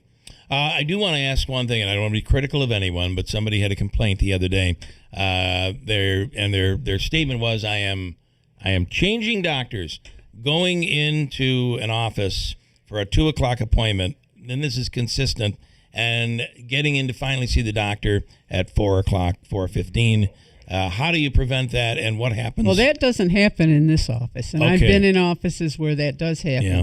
And honestly, some of it has to do with the fact that they are not scheduled for enough time for the doctor to really do what they need to do. In a lot of ways in the past, I've been the doctor who takes a little longer, and so then my patients end up waiting. It doesn't seem to happen here because they tend to schedule people for an appropriate amount of time. One of the things that's and that's our business model at the Falcon Clinic is we want to spend more time with our patients. We're not, and again, nothing against how other people in the area may practice, but we're not cramming people into 10 or 15-minute time slots. Our new patient consults are 45 minutes to an hour. Okay. So because we have ample time with the patient, we really tend to not run behind in our office. Follow-ups are usually 30 minutes. Again, not 5 or 10 or 15 or whatever. So even in a follow-up where we don't have to review the entire medical history because we already have that. If people come in with 1, 2, 3 or more, we usually have ample time to address anything. I would advise that patient, if they're planning on transferring care to us, Not that we're Which going to they be are. not that Which we're they going to be running behind, but understand that your first visit with us is going to be 45 minutes to an hour. So just make sure you schedule it on a day where you can actually spend 45 minutes to an hour or more, because we got to check you in and out and stuff like that too. That's versus 45 minutes to 2 hours in the waiting room. Before you see the doctor. That doesn't happen at the Falcon Clinic. And that's one of the main reasons I joined this practice, is because that I needed. I tend to want to spend patient time, be very thorough with them, and I wasn't able to do that in a lot of the other practices. That's been taken away from doctors. Yes. And I don't know if insurance companies drive that or if it's just profits. The more people you get in, the more money you make. I've never understood the profitability argument about it, though, because if you spend more time with the patient, you usually have more ammunition to code the visit at a higher level. Yeah. So it's kind of a wash at the end of the day, as far as if you have a ton of patients and you're billing at a low level because you really don't have enough time to gather enough information to bill at a high level, or if you see fewer people and take better care of them, which is, again, our business model. It kind of evens out in the long run. So I think it's just a matter of, what's your approach, what's your philosophy, and ours is the latter. All right. Guys, we appreciate it. Phone number at the Falcon Clinic? 315-507-4751. I was checking to make sure. I know. You're right. Yep. You're right. I only had half a cup of coffee. Forgive me. You got it. And Dr. Mattern is new at the Falcon Clinic and accepting new patients. Absolutely, and I can get you in within a week or so. All right. Good stuff. Thank you, guys. Thank you for having us. Thank you very much. We appreciate it tremendously. Let's do Habaika's free money question. Davey, caller number 5. It's worth $200. Fair enough. I want to move right through it. Mayor Galimi coming up. Caller 5 right now. 315-736-0186 at WIBX. Here's a tale of Becky. Didn't know what to do with new meds prescribed and no real cost clue. She squinted at prices, that can't be right. Then tapped GoodRx and saw the light. She could get a deal. Book telehealth if she feels. Learn about those meds without any stress. That one little app does all the rest. Even my horse downloaded it. Dang, save time and money on prescriptions. Check GoodRx. GoodRx is not insurance. Veterans, you and your family know all too well the many hardships that challenge your mental, physical, and spiritual well-being. The Good News Foundation invites you to a free fellowship group of veterans. This get-together is run by retired Army Chief Warrant Officer 4 Richard Smith, the author of Camouflage Christian. Check out Veterans for Worship the third Wednesday of the month from 6 to 7:30 p.m. Good News Foundation, sharing faith, offering hope, and serving others. Hurt in a car? Call William Attar, 315-444-4444. Little Falls Lumber has everything you need for home improvement season. They're fully stocked with secondary grade metal in all colors. Available in 12-foot lengths and affordable solutions for sheds, garages, and roof repairs. Tired of digging through warped boards at the big box stores? At Little Falls Lumber, you'll find only premium grade lumber, hand-selected for quality. They also carry roofing, siding, windows, doors, and much more. Visit Little Falls Lumber in Little Falls in Syracuse. Call 315-823-2470 or go to littlefallslumber.com. Ready for your next adventure? Discover a whole new world beneath the surface with Seize the Day Scuba. Seize the Day Scuba makes it easy to become a certified scuba diver, even if you've never tried it before. Their experienced instructors guide you step by step with fun, safe, and professional training designed for beginners. Call Seize the Day Scuba in Yorkville today at 315-794-7787 or go to seizethedayscuba.net and start your scuba certification. Seize the Day Scuba. Don't just visit the ocean, explore it. Get a smile for every season at Rosansky Family Dentistry. For crowns to veneers, we'll keep you smiling all year long. We're also excited to welcome Dr. Kutaria to our team. With her arrival, we now offer Friday appointments from 8 a.m. to noon, giving you more flexibility for the care you need. Call us today at 315-732-1981 to schedule your visit. That's Rosansky Family Dentistry, 1 Paris Road in New Hartford. Find us on Facebook or online at uticasmiles.com. WIBX. This is Keeler. WIBX 950 and 92.3 FM. Now back to the Keeler Show. All right, we're going to move along quickly. Let's do the free money question of the day from the Habaika Law Firm. And that's Joseph and Andrew Habaika at 315-724-1600. And got a good question today. Remember, you're in the running for the tickets to see Jim Brewer on Sunday night at the Stanley Theater. Go to Stanley box office for tickets or Ticketmaster.com for your tickets. On the line is Rob. On the line is not Rob. Davey, what are we doing? Lost that person. Hold on. Well, call back. I want to get to the mayor, and as soon as they call back, let me know. Otherwise, I'll take somebody else, and we'll get it done before 8 o'clock. And, of course, the Jim Brewer tickets on the line, plus $200. In studio right now is Mayor Galimi. Do you want to play to win? We'll let someone else play. Okay, all right, fair enough. Jim Brewer is awesome, though. Jim Brewer Can't wait to see him at the Stanley. Is an awesome show. It'll be at the Stanley Theater Sunday night. That's good. So busy downtown Sunday night. You like that? Actually, I'm going to open up with a little plug. I'm supposed to be around 8:30 giving some opening remarks at the New York State Tourism Conference. It's the 2026 New York State Tourism Conference. It's actually hosted in Utica today. That's cool. I'd like to congratulate the co-chairs, one of which is Sarah Calero from Oneida County Tourism, and Jim Brewer.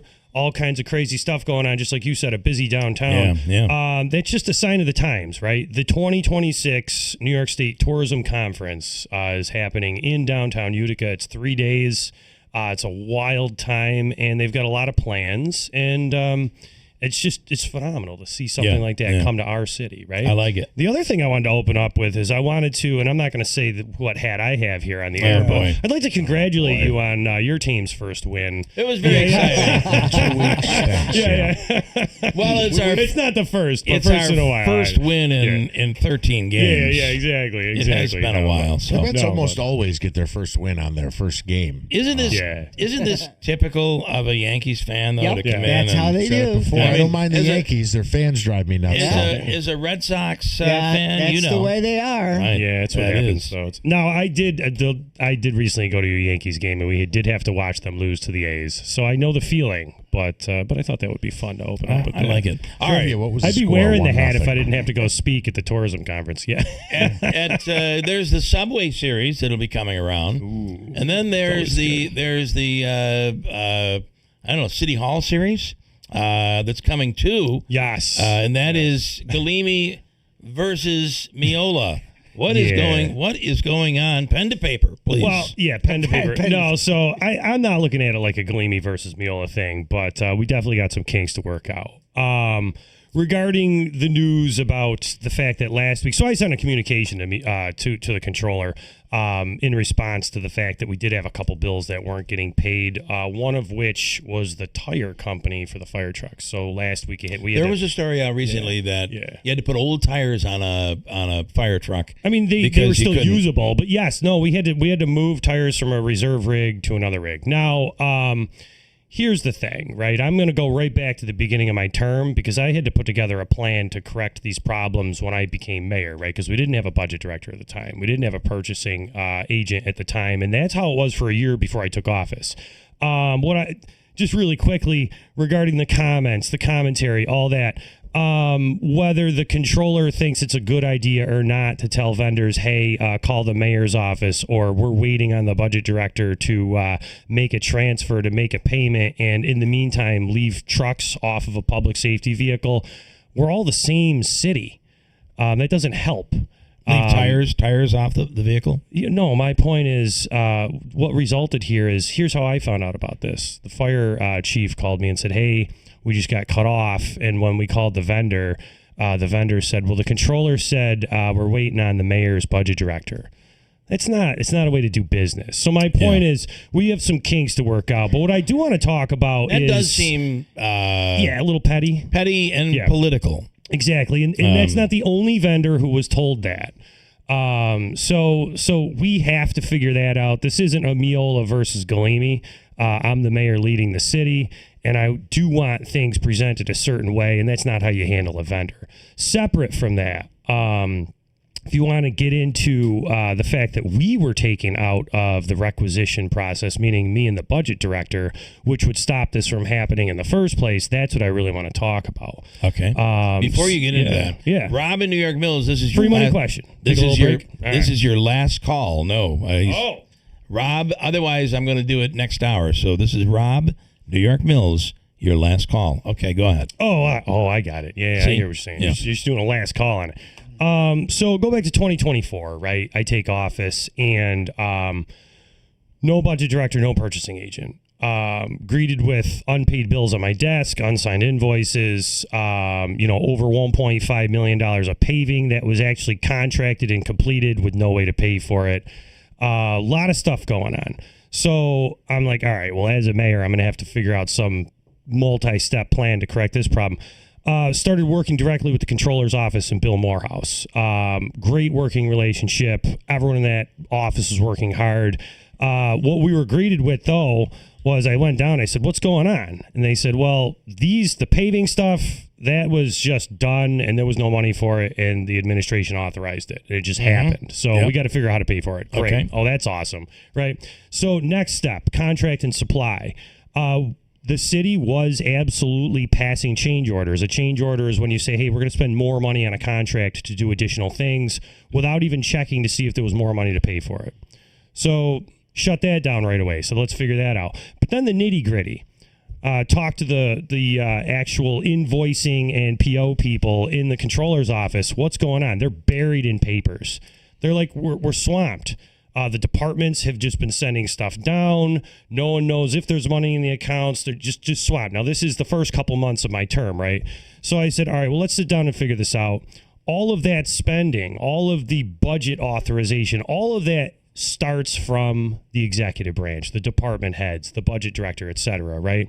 So I said, if we're going to correct this problem, let's start from the top down. Yep. Started doing some research out of it. We plugged the big holes, like the contract and supply stuff, and hey, let's figure out how to pay these paving companies $1.5 million even though I don't have the money, right? Got that done. And then we said, what's going on with the Munis accounting software, our digital accounting software? We've been using it for decades. It's awesome, right? Why are the departments not integrated into that process? They said, well, we don't own the purchasing module. We don't own the requisition module that controls spend. It's not just purchasing for pens. It's even bigger things like $35,000 for a contract for striping, right? All right. So hired a budget director, brought in a purchasing agent, sent them to all the municipal training because my budget director had a lot of accounting experience in the private sector, went to the municipal training. Sent the purchasing agent to all the state trainings, et cetera, through NICOM. We sat down and said, let's bring in the purchasing module, and set up a business logic so that it'll work like this. If a department head or anyone who's authorized to do so wants to spend, whether it's a purchase or it's a spend, they have to put in the requisition. That requisition goes in the system. Now, this is just like a checkbook. Everyone who has to balance their checkbook will understand this. If that the requisition wants to be released, which means the requisition to actually turn into a purchase order has to be released, it checks the system automatically and says, is there money, quote, in the account? Is the balance there? If the balance is not there from the point of requisition, that department head now can't release their spend or purchase. So I set up a system in which case we don't end up in that place. And you're saying the comptroller is not using that system? He does not want to. One of the first things the controller asked me is, why did we buy this module? I don't want to use it. Okay. And beyond that, that was like week one. You're the mayor, but he is an elected official. Absolutely. Is he independent, or can you order him to do that? So the system that I'm talking about, that whole piece is the executive branch's purview, not the purview. Okay. Controller's office is, once there's a PO, you process the POs, you cut the checks, make sure everything's reconciled, balance the books. Another really strong function of the controller is, debt, right? Short-term, long-term. That's the person who's saying, let me look at the interest rates. Should I convert this debt to long-term? We all have a meeting about it, et cetera. But the actual executive control of that budget, the spend, the not spend, the figuring out what to spend, and making sure that happens, that's the executive branch. I wanted to arm my people with the ability to actually say the money's there before I do it. Stand by, because Rob is in now. And it's a good place to pause. You do the intro, if you would, sponsored by Helbica. do the intro for the free money question. Oh, wow. All right. So the free money question, sponsored by the Hubleica Law Firm. I believe, what are we playing for today, Bill? Today Tickets? it's $200. $200. And a So you're chance. supposed to say to him now, is that all? $200? Is that all? And a chance at winning Jim Brewer tickets. That's what I thought. The Jim Brewer tickets and a chance. All right. Let's see what and happens. the chance is you become a qualifier. We'll draw it tomorrow. Rob in New York Mills, good morning. How are you? Good morning, Bill. I'm great. How are you guys? I'm glad we got you back. Have you seen the Chernobyl series on TV? No. Okay. I'm not. All right. Here's your question. Are you ready? Yep. In what country is the Chernobyl nuclear plant located? Ready, go. Ukraine. It is Ukraine. Good job. Yeah. Awesome. What a wise man. You can do the announcer thing. Congratulations. Congratulations. Rob. Winning your free money question. You've won the free money question. Rob, and you've got $200. And does he have a chance to win the tickets? He has $200, and tomorrow he'll find out if he wins the tickets to see the amazing Jim Brewer. Nice job, Rob. Nice job. It's awesome. It's Thank rare you. I see a win. Yeah, it was a long stretch of, we're doing well now. It's a long stretch for Rob. I mean, I think Rob, the last time Rob won a contest from us was when I was on 2 radio stations ago. A long That time may ago. not have been that long ago. It's been a while. All right, listen, stand by. Davey's going to hook you up. Thank you, Rob. So Davey's in the other room putting pen to paper. Did you literally mean they're putting pen to paper? Can I ask one question first? Yeah, go for it. Are you ordering Frank Miola to use the system? So what I'm ordering Frank to do is to put my budget director back in the purchase acquisition process that is the purview of the executive. Is he required to do that? He is, yes. Okay. He is. And what if he doesn't? If he doesn't, then we're just going to have to go back and forth on this. But here's what's going on with this, right? You can't, hit him with a stick or... The rationale right now is the controller's office administers the Munis accounting software. Okay. But back in the 70s, when we used pen and paper for real because it didn't exist, right. Everyone had their own ledger. Everyone had their own balance sheet for the budget, like checkbooks, and everyone had kind of their own version. Well, we're not going to literally buy 2 Munis systems. We have a joint system now. Okay. The top half of the system is controlled by the executive branch. That's the whole purchase requisition process. Once that system for all of this gets to the PO process, that's absolutely the controller's purview. That's how it works. Mike, if he doesn't want to do what you want him to do, what is his response in regards to what he feels is the proper solution? So if the controller wants to do what he wants to do with the PO process down, all the invoice processing, he can do it. If he wants to use pen and paper, go back to printing everything, fine. The key here is this. We implemented a system to which, by the way, this was a lot of resistance because I was taking the city. This is no different than in the mayor's office. The mayor didn't use email before, and I wanted a laptop. I wanted us to modernize and allow the departments to make sure that before anything happens. So we had to train. We started with engineering. Then we went to DPW. We had to roll this through all of the departments. Can we continue this on the other side? Yeah, we can. This is not great radio. Quickly, I'm going to tell you right now. No, it's okay, the news because he's got someplace to go. All right, it's okay. stand by. I got 10 minutes. Stand by. Good. Okay. Stand by. From the WB Insurance Studio, your news talk leader since 1925. WIBX 950 and 92.3 FM. Now the latest from Fox News. The U.S. intercepts another Iran oil tanker. I'm Dave Anthony, Fox News. Far away from the Strait of Hormuz, where the blockade remains in place around Iran's ports, the U.S. military seized the ship in the Indian Ocean. More than 30 vessels in all have been turned away or taken over in the blockade. President Trump says there is no expiration to the ceasefire, telling our own Martha McCallum on the phone, quote, there is no time pressure on this, that the 3 to 5 day window reported earlier today is false. The blockade scares them even more than the bombing. They've been bombed for years, but the blockade they hate. That's Fox's Lucas Tomlinson at the White House, and he also details this from the Washington Post. It could take 6 months to fully clear the Strait of Hormuz of mines deployed by the Iranian military, and any such operation is unlikely to be carried out until the U.S. war with Iran ends. Now, Iran attacked 3 ships yesterday, took control of 2 of them, further disrupting all shipping in the Strait. There was a vote in the Senate at around 3 o'clock this morning to start the process of funding ICE and Border Patrol to get around a block by Democrats who demand immigration enforcement reform. Minority Leader Chuck Schumer. Democrats are going to hold Republicans' feet to the fire because the American people demand it. The American people are hurting right now because of the soaring cost of living. The resolution Republicans approved goes to the House in a reconciliation process that'll lead to a Senate bill to fund ICE and Border Patrol. Money for the rest of Homeland Security was approved last month in the Senate, but not in the House yet. The day after a win for Democrats at the polls in Virginia, a win for Republicans in court blocking a congressional redistricting. Virginia Circuit Court Judge Jack Hurley ruling Wednesday that all votes for or against the proposed amendment were unconstitutional, citing rules that impose certain requirements that the referendum did not meet. Virginia Attorney General Jay Jones immediately moving to challenge the decision, which also blocks the state from implementing the new districts. That's Fox's Lillian Wu. America's listening to Fox News.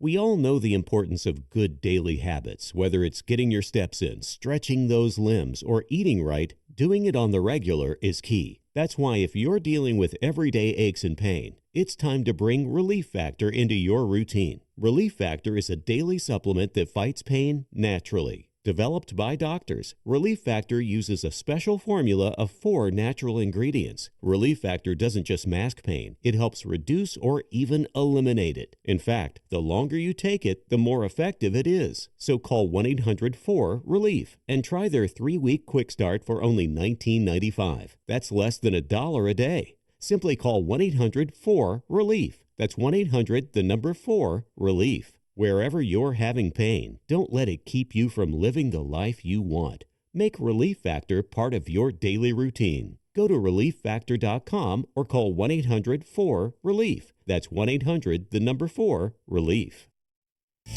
A week after Democrat Eric Swalwell resigned from Congress amid sexual misconduct allegations and dropped out of the California governor's race, the top remaining candidates squared off in a debate on News Nation. 4 Democrats and 2 Republicans taking the debate stage with weeks to go before the primary. Republican Steve Hilton pledging to work with President Trump to improve the lives of Californians. We will have a constructive relationship and partnership with the federal government. He's been endorsed by President Trump.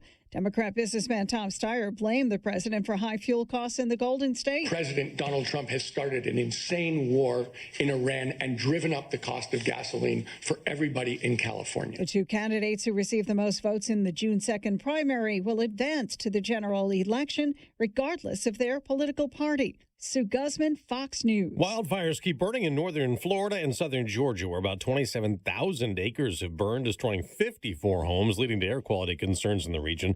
There was also concern about even more dangerous air in West Virginia. A chemical leak at a silver recovery plant killed 2 people and sent about 30 others to the hospital, including 7 EMS responders. Governor Patrick Morrisey says health officials are actively monitoring for contamination. We don't believe there have been compromises to the air quality or to the water supply, and that's been unaffected by this. That's positive. He says that's allowed emergency officials to lift all the shelter-in-place orders and reopen the roads. Carmen Roberts, Fox News. Stocks may drop. Dow futures down more than 200 points. The day after a rebound that lifted the NASDAQ and the S&P 500 to record highs. In the NBA playoffs, the defending champion Oklahoma City Thunder beat Phoenix to go up 2-0 in the series. Detroit got even with Orlando, taking Game 2. The winners in the NHL playoffs last night, Anaheim, Dallas, and Philadelphia. I'm Dave Anthony, and this is Fox News. A great Thursday, not too bad of a Friday, a little bit iffy Saturday afternoon. A little chilly starting here on our Thursday. In the afternoon, the blue sky will be around and not terrible, about 60. 40 tonight, more clouds than clear sky. 30s in the Adirondacks. And then sunshine back 58 tomorrow. Afternoon showers Saturday, 55, partly sunny Sunday, 60. From the Weather Channel, I'm meteorologist Ray Stidgick, WIBX 950 AM and 92.3 FM. All right. Currently, we have clouds and 42 degrees. We are foregoing news for live news as it breaks. Thank you. With Mayor Galimi. Mayor, good morning. And somebody had said, you just said the mayor was not giving good radio. No. I'm saying the bad radio is I try to keep things moving in order and flowing properly. I'm going back and forth between the free money thing, and it was just a debacle. So a little reset. Here we are. If you want someone who can deal with chaos, bring in a Utica mayor. Okay, that is true. That's a good one. That does seem to be true. Frank Miola, so here is the basically, if I can put this in a nutshell, the mayor has asked the comptroller to use an electronic system, a computer system that would be networked and available to everyone in need of seeing it. Let me finish. And the comptroller is saying no. No, that's not the case. The system was in place. He took us out of it, and he wants to shut it down. Okay, There's and a he's difference. saying if you don't like it, you're going to have to sue me. The comptroller did make a statement that he sent to Manaski, and what is it? Yes, he denies that it's a pen and paper system that they're using. Let me blow this up here. Accounts payable does not use pen and paper to pay vendors. All financial functions are processed through the Munis system. Accounts payable simply utilizes a different module within that system than the one referenced by the mayor. Additionally, our office includes an auditor who performs monthly bank reconciliations. I also encourage the mayor to review our annual audits, which demonstrate a consistent record of strong performance. We were elected by our constituents to improve our city and deliver meaningful results. Public disagreements played out through the media do not move us closer to that goal. My office remains open to the mayor at any time. I welcome direct and constructive conversation about any concerns or ideas that support the residents in this city. While we may have differing perspectives on certain matters, addressing them collaboratively will always be more productive than engaging through public channels. I remain committed to working together in the best interest of our community. I'm going to say three things. By the way, I want to respond. Three All right. things, right? One, that really definitely sounds like Frank Miola. I'm just going to throw that out there. Number two. Are you being sarcastic? I'm definitely being sarcastic. Yeah. Number two. It's Arthur Intel. It's I'm having initials a little fun with AI. this. No, so Initials here's AI. why. This is why I'm being sarcastic. All right. Artie Incavilia. The sarcasm is coming from a genuine concern, and here's why. Number one. Okay. I sent the email to Frank Friday with all of these things to address directly to him, addressed to him. He did not respond. All of his responses, instead of coming to me, went to the press. I sent him another email yesterday and said, Frank, are you going to follow up on this? And he sent me a couple quick sentences yesterday. So he never actually responded. So this whole open door thing and collaborative, no. You are the one that went public with this. Yes, of course, because I've been dealing with this for 3 months. So I see. So you did not go public. I for did not 3 go months. public for 3 months about this. Number two, Okay. Wednesday, the day we received the New York Forward. That's the day I was informed that Frank Miola removed the budget director from the purchase requisition approval process, the person who needs to be in that process, removed him from it, that the purchasing agent was using Frank Miola's stamp to sign things given to her by the controller's office. She's not even part of the controller's office. And 3, when I talked to Frank on the phone about that, he said, and I'll quote, "We're going back to pen and paper. We're not going to use this system any longer." These are his words, which is why I laugh, because that's not Frank talking in that statement. Right. That's some structured statement to make sure they could try and get ahead of something. That's Arthur Incognito. Yeah. So the point here is this. I came in, I put together a multi-year plan to correct the issues that I was greeted with. All right. There wasn't blame involved. There wasn't. Me and Bill Morehouse sat down. His staff sat down. We figured it out. The one thing we had some issues on was I wanted to go fully digital because it made sense. It does make sense.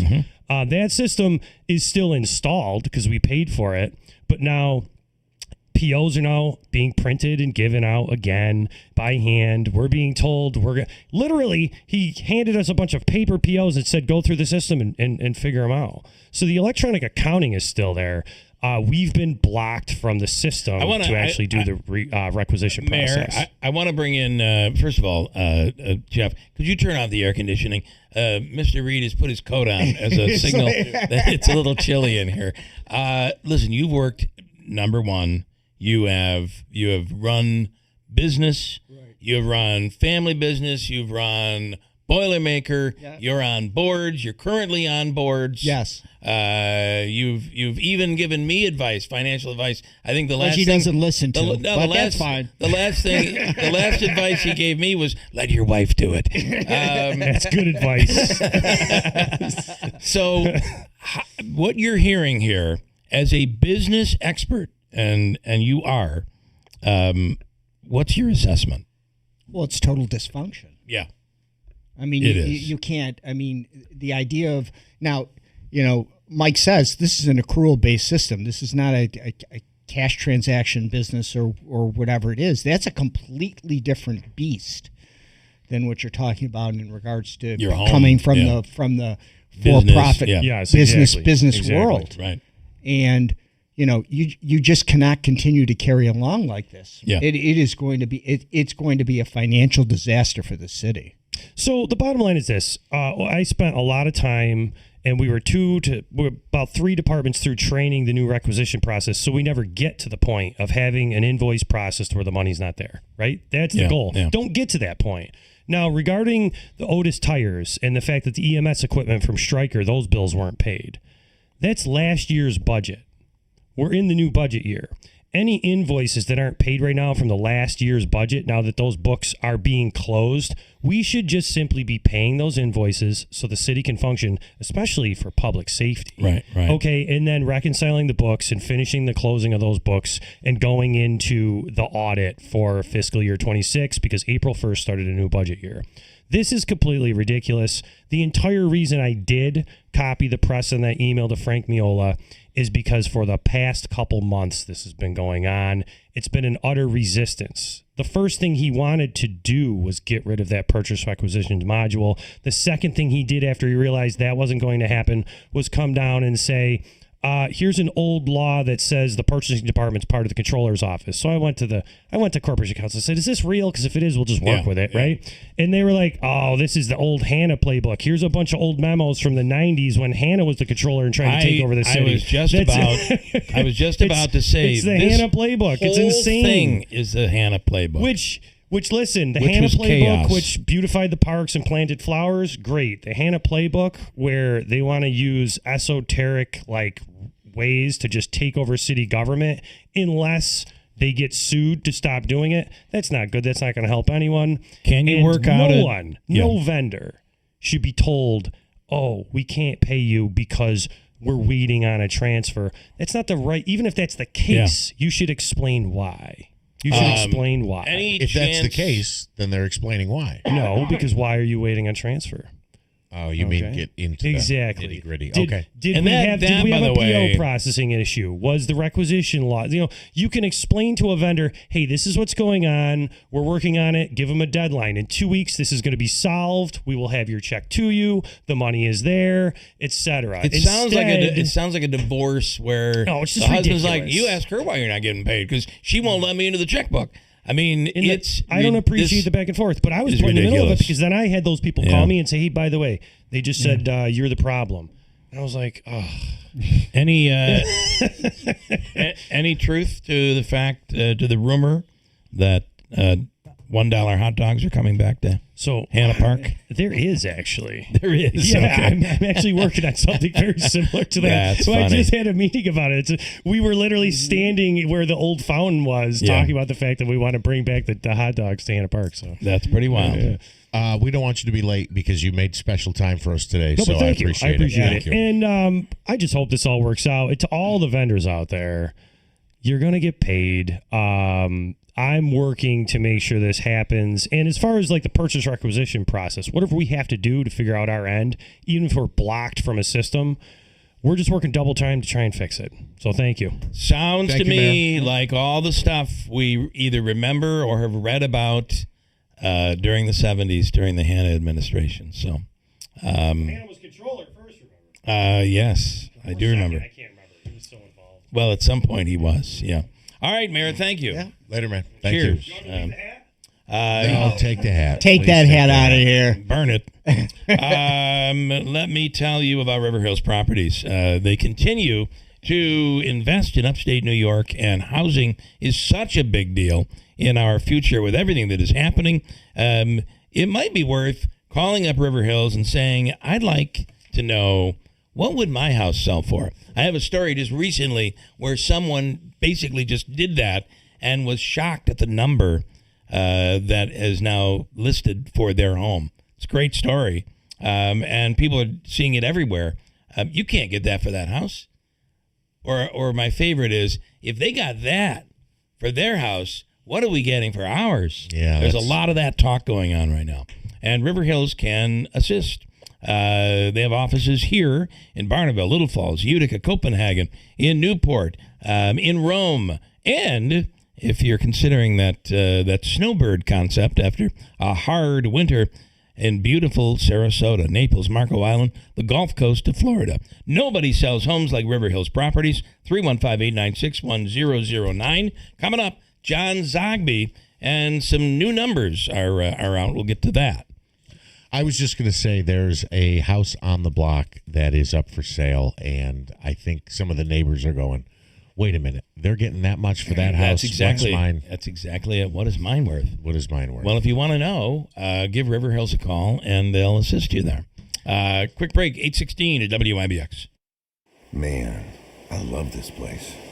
I've been surfing here since I was a kid. Now, seeing my grandson out on the water, it means everything to me. Watching him and taking in the blue waves, the sea breeze, the blurry horizon.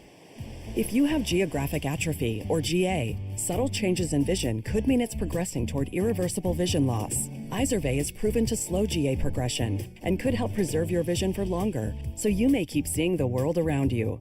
Izervay, or avacincaptad pegol, is an eye injection. Don't take it if you have an infection or active swelling in or around your eye. Izervay can cause eye infection, retinal detachment, or increased risk of wet AMD. Izervay may cause blood in the white of the eye, blurred vision, or a temporary increase in eye pressure. Do not drive or use machinery until vision has recovered after an eye injection or exam. Ask your retina specialist how you can slow your GA with Izervay. To learn more, call 1-855-IZERVAY or go to izervay.com. Paid for by Astellas Pharma. Something old is new in the village of New Hartford. Introducing Handshake Antiques, now open at 66 Genesee Street, next to Giorgio's Village Cafe. Not your grandma's antique shop. Think clean, curated, and cool. From high-end furniture, vintage fashion, vinyl records, to oddities and all things eclectic. And we're always buying, so look in your attic or basement. And if it's old, call Handshake Antiques. Plus, inventory changes weekly, so every visit is a new find. Handshake Antiques, where it never went out of style.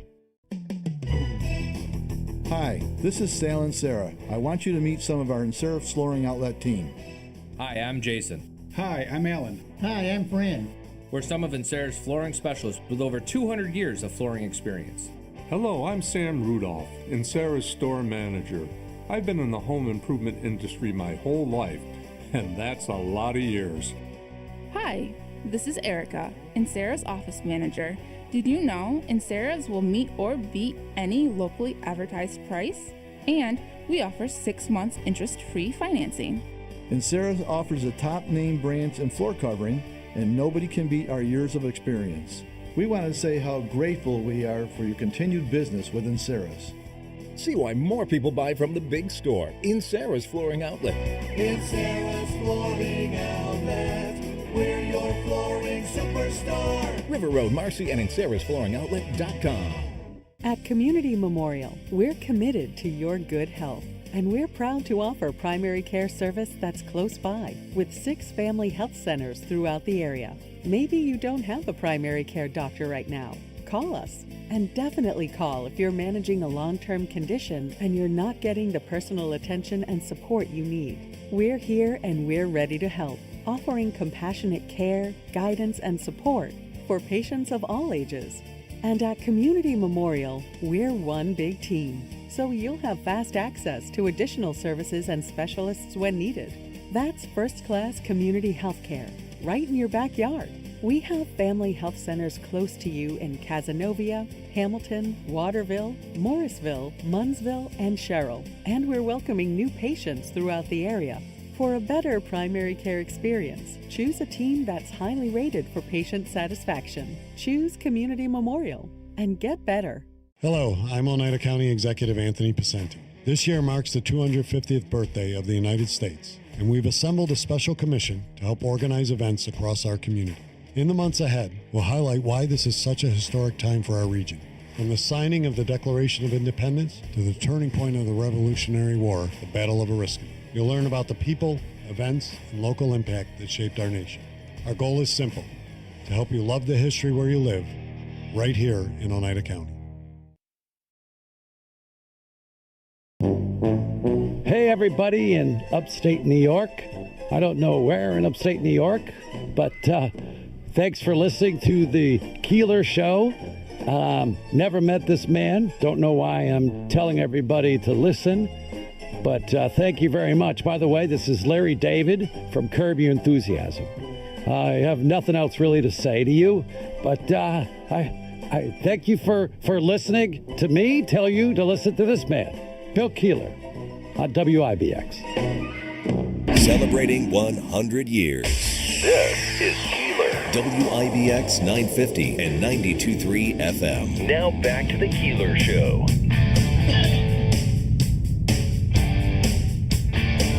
Can I just for a moment? And I know we had the Falcon Clinic in earlier, and I'm getting messages from people that are like, "Are you okay? This coughing thing has been going on for a month." So I did go yesterday, and I did not know that. Either one of you haven't had it. Have you had RSV ever before? No. Holy crap! So what it does, and I was speaking with Dr. Mattern about it a second ago. What it does is it basically strips the lining of your trachea, which then has to regenerate once the virus is over, which is where I'm at. And as it is regenerating, breathing in, talking is the worst thing you can do. That's interesting, considering. But Chuck Lester agrees, by the way. And while it thank you, Chuck. And while you regenerate, it just overproduces mucus, and that's what I have. And if you just let it stay there, it then ultimately goes into your lungs, and it's brutal. So yesterday I did go to a doctor who said, well, if this doesn't work, you got to go to a pulmonary specialist. Oh, goodness. Because in adults, it deals differently than it does with children. This used to be just a kid's virus. That's what I always thought. Yeah. So today I start a steroid inhaler, which is hopefully going to be, but this is the best part. Two things to remember with the steroid inhaler.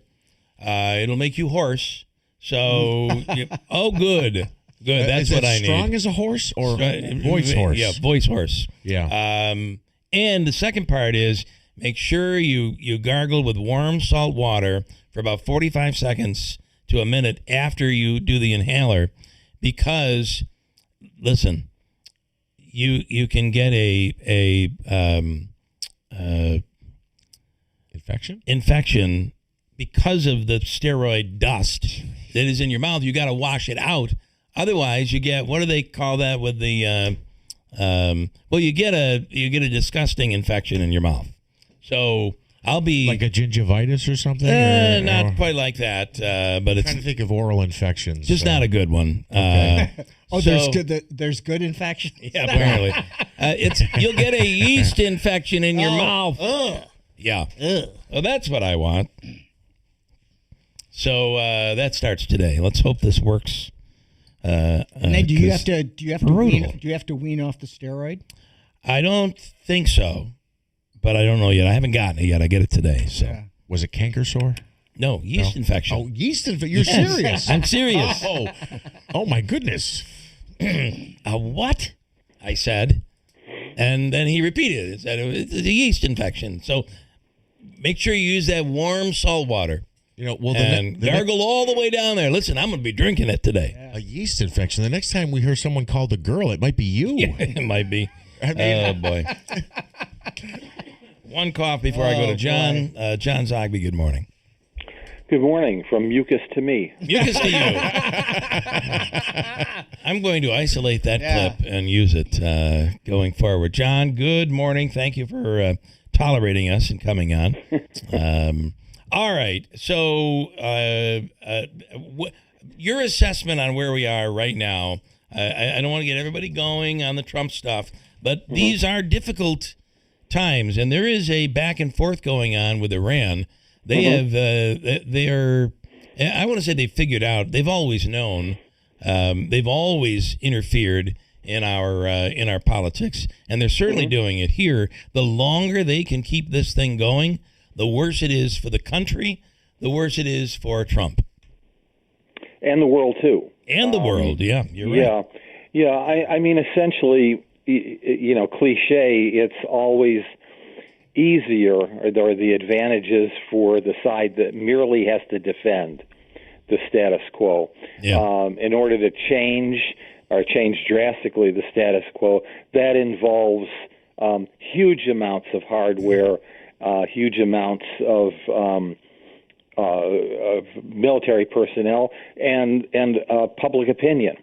And the United States isn't ready to do any of that. However, if we look at just very recent history, let's just go back to Vietnam, that doesn't work either. I mean, I'm going to avoid any moral argument here whatsoever, but when it comes to imposing dramatic change on another country, no matter how awful the regime may be, it just doesn't work without public support here at home and public support in the other country, both of which are missing.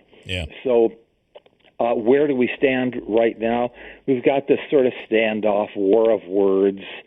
Dare I say both sides are lying? I will. Nothing that comes from the White House turns out to be remotely true.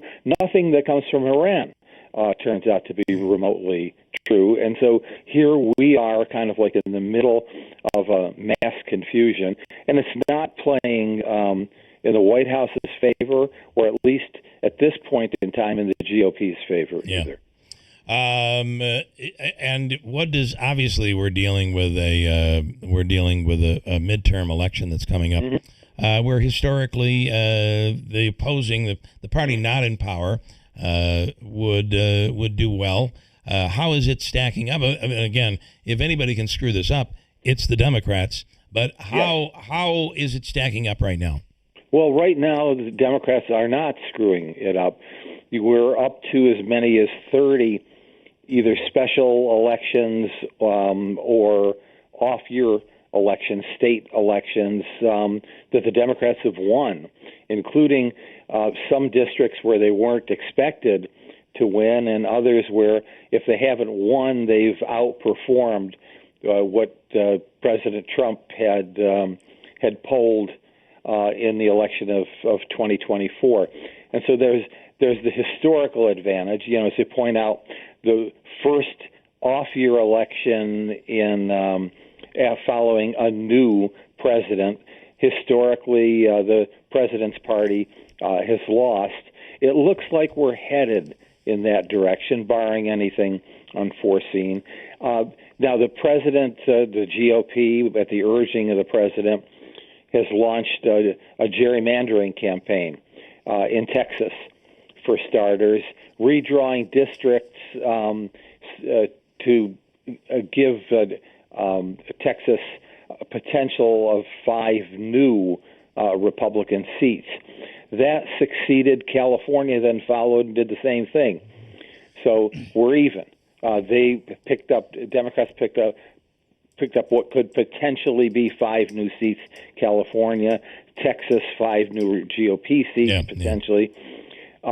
Missouri, North Carolina, 3 more Republican seats, wiped out this past Tuesday by Virginia, with picking up potentially 4 new Democratic seats. That strategy has failed, but the one thing it's succeeded at is turned even more Americans more jaded toward the entire electoral process. Yeah, I mean, it's I don't understand why nationally we aren't in a situation where there's an independent commission that looks at this, draws it up based on geography, not politics. Yeah, I know. In order to have that happen, you have to have legislators seize their authority. Yeah. You recall that we tried, I'm putting that in quotes, an independent commission here in New York that was so extremely loaded with Democrats that and the lines that they drew were preposterous. Yeah, it was. And so the courts threw it out. Yep, it was a bad system here. Now we have a pause on Virginia. Who knows what's going to happen in the courts there? But you know, this is the one thing this does do is it just kind of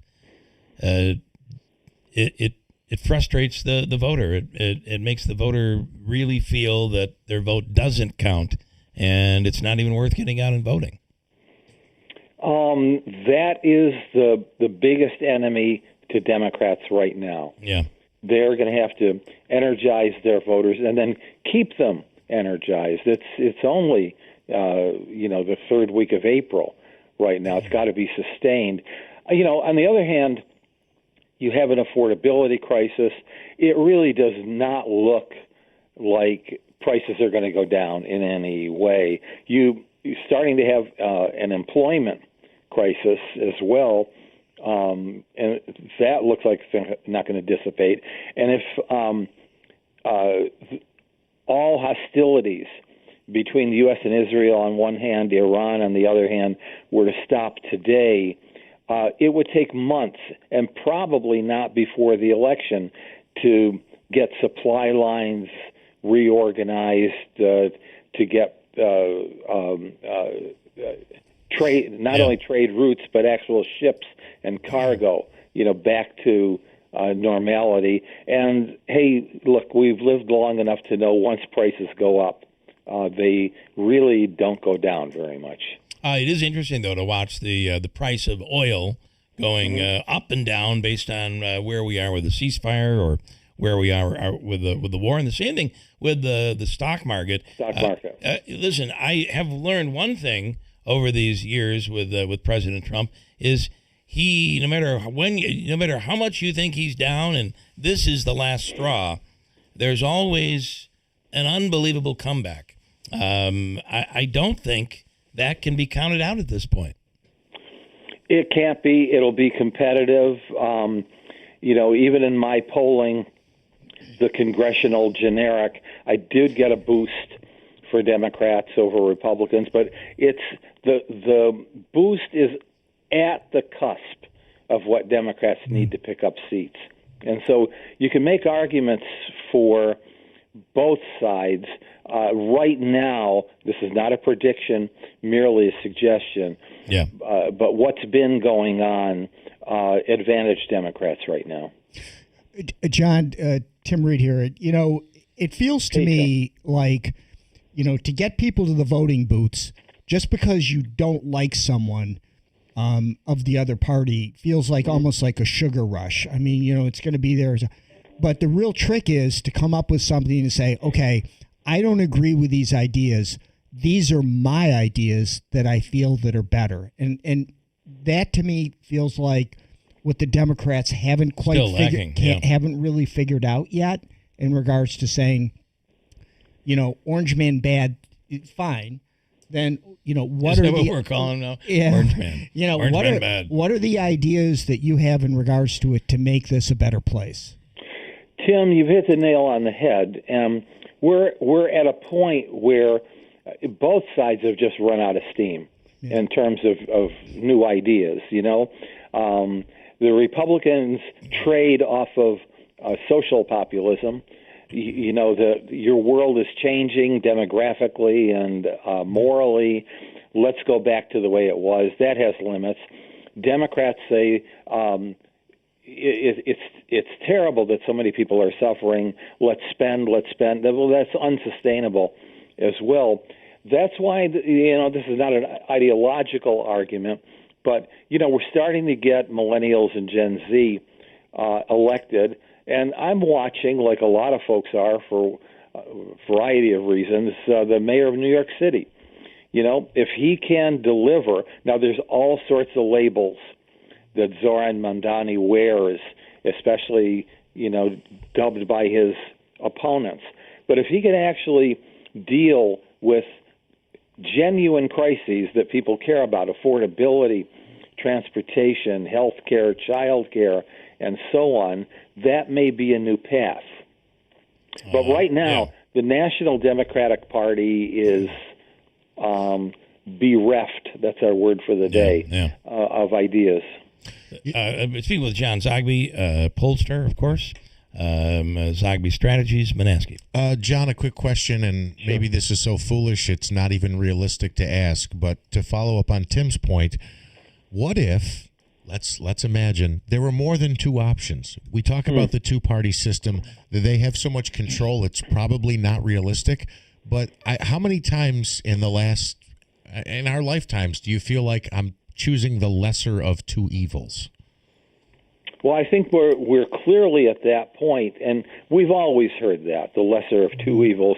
But I think we're at a tipping point right now. The problem is none of us can really predict what that party will look like and how that party can perform. In order to be successful, frankly, it needs a lot of money. That means a billionaire or a unique way of raising funds.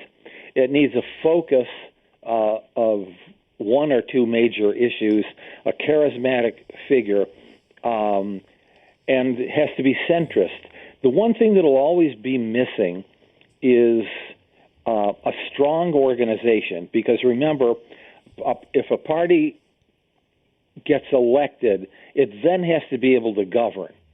And at least with the two parties that we have, there is a structure and a team. I think it's outdated in many ways, but there's a structure and a team that's prepared to take over the government. A third party's got to scramble. Secondly, it needs passion. And the one thing that's missing in the middle of the road is passion. And so it then just fizzles out. I do suspect that we won't have a third party. I suspect we will have a new second party, as one of the two parties makes it to the finish line first in just blowing itself up. Yeah. I just wonder if instead of three options, what if there were 5 or 8? You know what I mean? And John's talking about the structure, and I agree. I don't know that it's realistic. I just wish there were more options. If I could, through our history, the Republican and Democrat parties have completely changed and morphed into something completely. In fact, they've switched places when it comes to minorities, immigration, Iran. They've all flipped. Yeah, I find that pretty interesting, and that's probably going to happen here again. But yesterday we had Congressman Josh Riley on, and I got to tell you, it was quite refreshing. Agreed. Talking about, it's time to start legislating for America, not for our party. Not trying to gotcha. Everything's a gotcha. Right down to legislation. When a bill is put together, if you don't think they're strategically coming up with, for instance, the Republicans putting a bill together that strategically they know the Democrats are going to throw a few extra things in there that they know Democrats cannot vote for. Therefore, they'll vote against this, and they're going to vote against workers and farmers, and you'll have that as a campaign talking point and commercial down the road. Now, look in New York. The Democrats are doing the same thing to Republicans in New York State politics. Until that changes, John, I don't know that what Josh Riley talks about, voting for America, not the party, I'm not sure that can happen. I do believe, and Josh Riley is another one, that good people get elected. And the primary piece of the job description is to represent the people that elected them. The second part of the job description is once you get down to Washington, D.C., serve the party exclusively. And lots of times those two things are at odds. But the way the system's built, if you want the money, if you want to win re-election, if you want to serve the party bosses who are the source of federal largesse for your district, you've got to play that game, which is oftentimes counter to a decent chunk, 40, 45, 48% of the people in your own district. There are some good candidates out there, I think, on both sides who I think can accomplish what Josh Riley talks about. But at the end of the day, you get sucked right into that vacuum and the negotiation that goes on behind the scenes, and it just makes all of this almost even impossible. The fundraising. You have to promise things to donors in order to get them to cut a check. The lobbyists. Yeah. I mean, John, we got to bring back the Whig Party. There you go. I'd be okay with bringing back the wigs. I'm going to tell you. All right, John.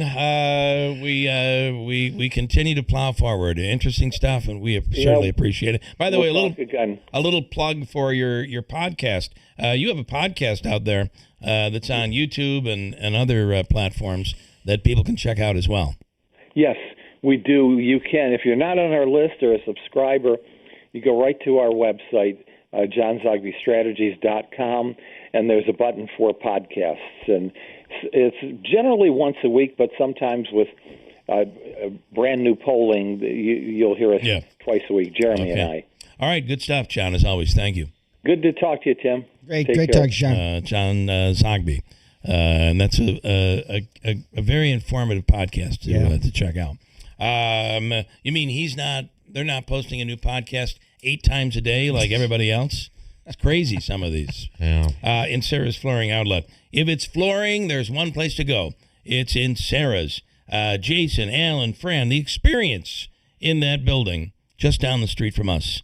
The flooring experience is incredible. Sam Rudolph, who's the store manager, has been in home improvement his entire life. Sal and Sarah, you want to talk about experience. You know you're getting they'll help you craft up an order that will not break the bank, if that's what you're looking for, that will find unique products, that'll find products that work for you. And maybe you're not ordering so much more that stuff you don't need, because they can really help you plan that project with their experience. See why more people buy from the big store. In Sarah's Flooring Outlet, River Road, Marcy. Experience in sarahsflooringoutlet.com.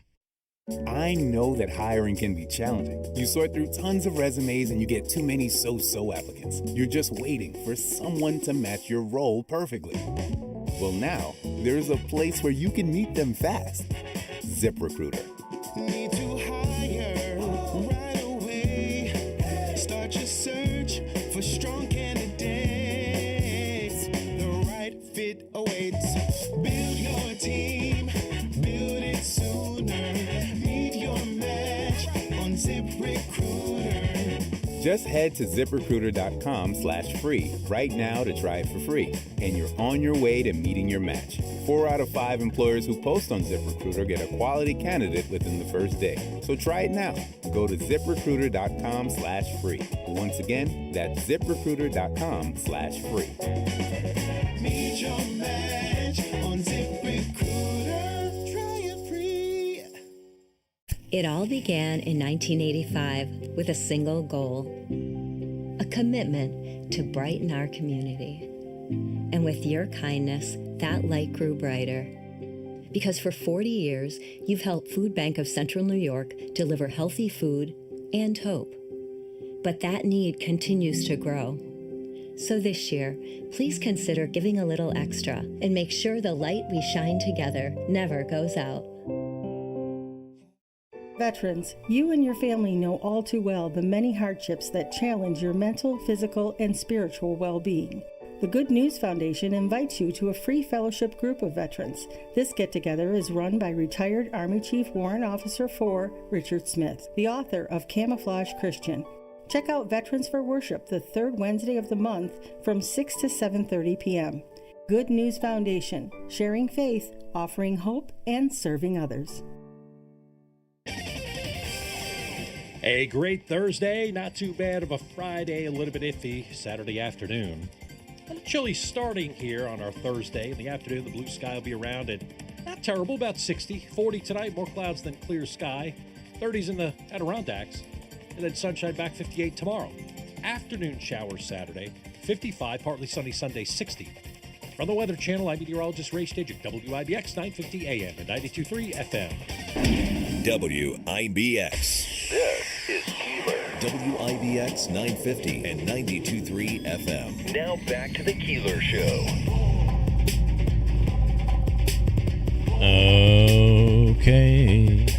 I don't want to be called any names, so let's not talk about what we discussed. Good morning. Comments will be flying in. Listen, we started out earlier with people screaming at us over all of this stuff. But can we move away from it just a little bit? and then we'll get to comments. I want to bring in Scott Petoniak. The draft gets underway. NFL draft we're talking about. There's a lot of talk about who's the Jets are going to be in early. Giants will have a couple of picks early. Yep, 5 and 10. The Bills not till 26. And Scott Petoniak on the line right now. Who goes first? What do the Bills take first, Scott? Good morning. Good morning, Bill. Well, your guess is as good as anybody's. I mean, anybody who tells you right now that they know exactly who they're going to pick is lying to you, essentially. This is But here's what I will say. I really believe that they are going to go defense. I know that there's still a need at wide receiver, to get that star receiver that they've been lacking since Stephon Diggs left 3 years ago. Yeah. But I think there's too many holes on defense, and they really need to plug them right away. And also the fact that you have a new defensive coordinator who is going to run a defense totally different from the one that Sean McDermott ran the last 9 years. So I think they're going to go defense, and I think they're going to look either they're going to look for an edge rusher or a big type of block eating up tackle in the middle. So I think that's where they're going. Can I just, before you, Jeff, just say, you mean the fact that the Bills would score on average, 30 points in a game? This is the point I was going to make. But give up 28 points? I mean, no defense. I was just going to follow up on that point. Everybody talks about the wide receiver, and I think we all agree they need one, but I was going to flip those numbers conversely. If you're scoring 4 touchdowns a game, but your defense allows 30, that's not a winning formula. Yeah. Right. And particularly where those stats really show up is obviously been in the postseason. I mean, they have given up an average of more than 30 points a game in the postseason, and even Josh Allen, as marvelous as he is, can't overcome that. So, and one of the big problems is they still can't get to the quarterback, the opposing quarterback, in the postseason, and that's all important. They've thrown so many resources at this, and I think they're going to continue to do it. Boy, think back to the run, those 4 Super Bowls. I mean, there was that one year against the Giants. The Bills had it was such a powerful defense. Those days, we yearn for those days now. Yeah, I mean, and again, it all comes down, and particularly in the playoffs, you've got to get to the opposing quarterback. I don't care who you are. Yeah. No quarterback likes to be hit. I mean, even Tom Brady, there were a couple Giants, times there he lost Bowls, some big games. Yeah, that was really the story of the game. They were able to get to him, and I think that's what the Bills have been trying to do. Von Miller or Joey Bosa, they keep throwing resources, high draft picks and stuff, and I think they're still, Bradley Chubb they signed in the offseason, hoping again that, maybe here's a guy that will be a finisher for you. But that's why I think edge could be another position that they're going to go high for here. But I also think, here's what I think they got to do, guys. I would not be shocked. I really think that Brandon Beane, who's under an enormous amount of pressure to win now, I think he's going to trade down because they've got a number of spots they got to fill, and they've already, if you think about it, they've already used up their second round pick in bringing in DJ Moore from Chicago, the wide receiver. So I think he needs to add some more picks in that, maybe trade down a few spots, pick up another second round pick, and I would be really, really surprised if they go wide receiver with that pick, the top pick. Completely agree. We talked about the Giants' success in their Super Bowls with the pressure on Tom Brady, and Drake May was the second coming all season long until he was under pressure in the Super Bowl, and everyone went, he's been figured out and he's no good anymore. And it's give the quarterback less time to think, fewer options, and all of a sudden offenses look defunct. Well, look at the Super Bowl before, guys. I mean, Philadelphia and what they did to Mahomes. Another good example. So it doesn't matter how great you are at quarterback. If you're under duress, you're going to have problems. What are your? There's a lot of optimism, obviously, in Buffalo, and a lot of optimism in NHL Buffalo right now. It's an electric town with the Sabres, but you've got new coach. Some maybe similar philosophies, new coaches. What's your thought on Can the Bills really contend with these changes, relying on Josh Allen to keep bringing them back to the playoffs and hopefully get to the big game? Well, they've got a puncher's chance anytime you have somebody as great as Josh Allen. He's unbelievable. Yeah. But, I have some serious questions here. Joe Brady has never been a head coach. He's had success, and he's the guy that Josh wanted, through this process.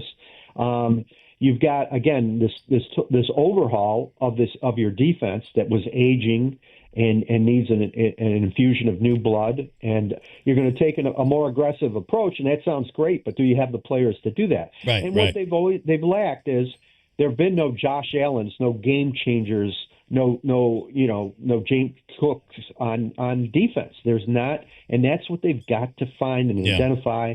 And it all sounds great. Oh, we're going to be aggressive. Every coach says that when a new coach that comes in. So I have a healthy amount of skepticism if this team can do it. And let's face it, the fan base, it's Super Bowl or bust. Yeah. They're upset. They're upset, and they were upset. Many people were upset with the firing of McDermott after what appeared to be his best year of coaching, actually. And there was a controversial call that it came down to, and even they cited it when they were making the coaching change. Well, that wasn't his fault. But how many times though, when you walk away, when the real problem, and we started talking about this at the beginning of this, the real problem has been defense. If they'd have made those stops on defense, we wouldn't even we'd be up by 2 touchdowns. We wouldn't even be talking about a mistake. Bad call. And that's it. Now, whose fault is that? Is that McDermott, who is the defensive-minded coach, or is it the personnel he was given? And I talk about not having enough game changers on defense. Well, who puts the team together? Yes, McDermott played a role in that, but Brandon, being the general manager, is the architect, the final say on that. And I don't think he did give him a championship caliber defense with which to work. And let's not forget that we still have to overcome the debacle from the front office in those press conferences. We've kind of glossed over that and kind of forgotten about it because we want to, but that was awful. Yeah, that was a master class on not how to do damage control. Instead of putting the fire out, you put gasoline on the fire. And particularly, we look at guys like Keon Coleman. Is he even going to be on this team? I don't think so. But to devalue that was terrible. Yeah, an asset. If you want to just look at him, never mind as a person, right? If you considered him, and that was just a debacle on the part of Terry Pagula, the owner, who should have known better. Like, hey, we're trying to trade this guy. We'd like to get something for this guy. Like, don't devalue him. Yeah, but what are you going to do? And you would think that up to that point, Pagula, everything was golden, and all of a sudden you got a little peek behind the curtain. And boy, that was a terrible, terrible look for Pagula and for the Bills. Boy. Yeah, and I don't disagree like making the coaching change, and I don't disagree with the term like we can't get over the proverbial playoff hump. That's legitimate. And if you want to make a coaching change, okay, but don't go into all this other stuff. And on the same day that you do this, you give a promotion to Brandon Beane to president of football operations. Yeah. It was just, again, it was a master class on not how to handle, a PR crisis. I got rid of him when I looked, and I had a feeling. I just had this feeling that this was, we couldn't come back from this, so I knew he had to go. Oh, my God. Final question. Hey, so, Scott, for whatever reason, there's some years that are just great for the draft and some years that are just lean. And I know it just feels like it's Mendoza mania and kind of everybody else. If the Bills are going to be going after somebody on the defense, what does the class look like this year in regards to grabbing folks? Well, I think they can get a decent edge rusher, a Malachi Lawrence. I think you can trade down and still get somebody, again, it's a crapshoot. There's the big defensive tackle, Caden McDonald from Ohio State. So there are quality guys there, and they have done a really, really good job of finding guys in the lower rounds as well. But you need to get, he's got to nail this draft. He needs to get several contributors right off the bat here.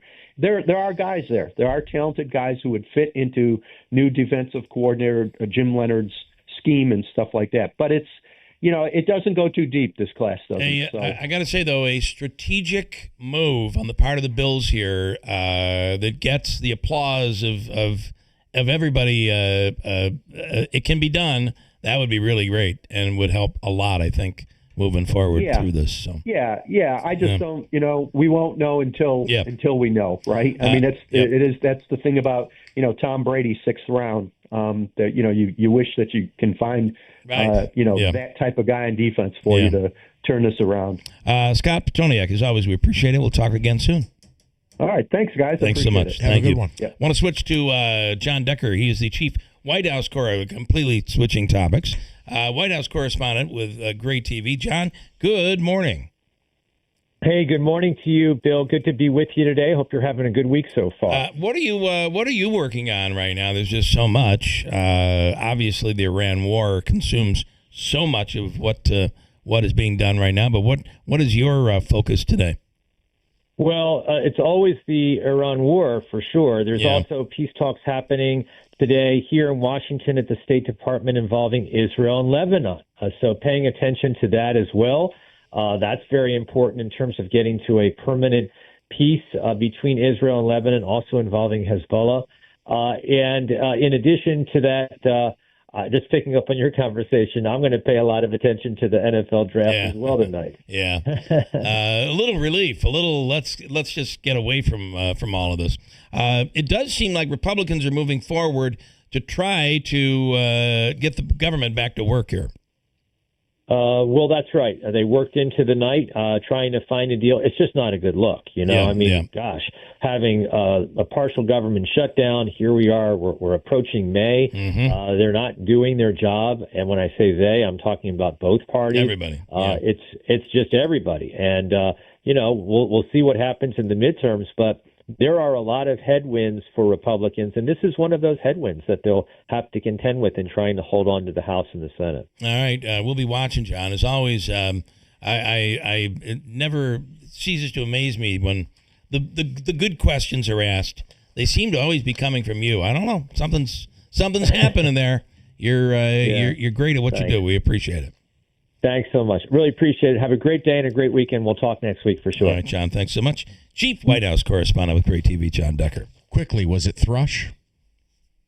Was it what? The mouth infection, was it thrush? Several commenters have said thrush. Fred and Clinton says, heed the warnings. You do not want to get it. This is about the steroid. That, and they just called. The doctor told me it would be a yeast infection. Cindy in Rome also had RSV, and she said she is now using the steroid inhaler, and it is helping her a lot. It is. Right away, too, they say. You'll begin to feel it right away, because this is ridiculous. I mean, when you lay down, you're trying to sleep at night, and all of a sudden that phlegm is collecting in your windpipe, and it builds up, and it's awful. Listen, death would be worse, right? Let's be honest. There are far more people out there going through tougher times than I am, but this is a pisser. Just telling you. It's terrible. The FCC says they will not fine somebody if they whisper a curse word on the air. Thank you. And the bathroom, you go into your bathroom and you're like, we need a new bathroom. New York Sash right now has 20% off. You can have a brand new bathroom in 2 days. Look at the showroom, 349 Oriskany Boulevard in Whitesboro. Or go to NewYorkSash.com for details. Kilmeade is next. WIBX Utica Road, W295 From the WB Payne Insurance Studio, your news talk leader since 1925. WIBX 950 and 92.3 FM. Now the latest from Fox News. Another Iranian oil tanker seized. I'm Dave Anthony, Fox News. And like the one the other day, it's far from the Strait of Hormuz, where the U.S. military has a blockade on Iran's ports, turning away more than 30 ships. The Department of War has released footage showing American troops on the deck of the sanctioned oil tanker Majestic X. It was interdicted in the Indian Ocean between Sri Lanka and Indonesia. Interdiction means the vessel was intercepted on suspicion of being hostile or in violation of the law. The Pentagon says it will continue to act against what it calls illicit networks providing support to Iran. Fox's Jonathan Savage. President Trump just posted on Truth Social minutes ago he's ordered the Navy to shoot and kill any boat putting mines in the Strait of Hormuz. The day after Iran attacked 3 ships, seizing 2 as shipping remains disrupted in the region. There was a vote at the Capitol around 3 o'clock this morning. Senate Republicans showed the American people where they stand. Minority Leader Chuck Schumer not happy a budget resolution passed, starting a process to fund ICE and Border Patrol that Democrats can no longer block as they demand immigration enforcement reform. Pumping $140 billion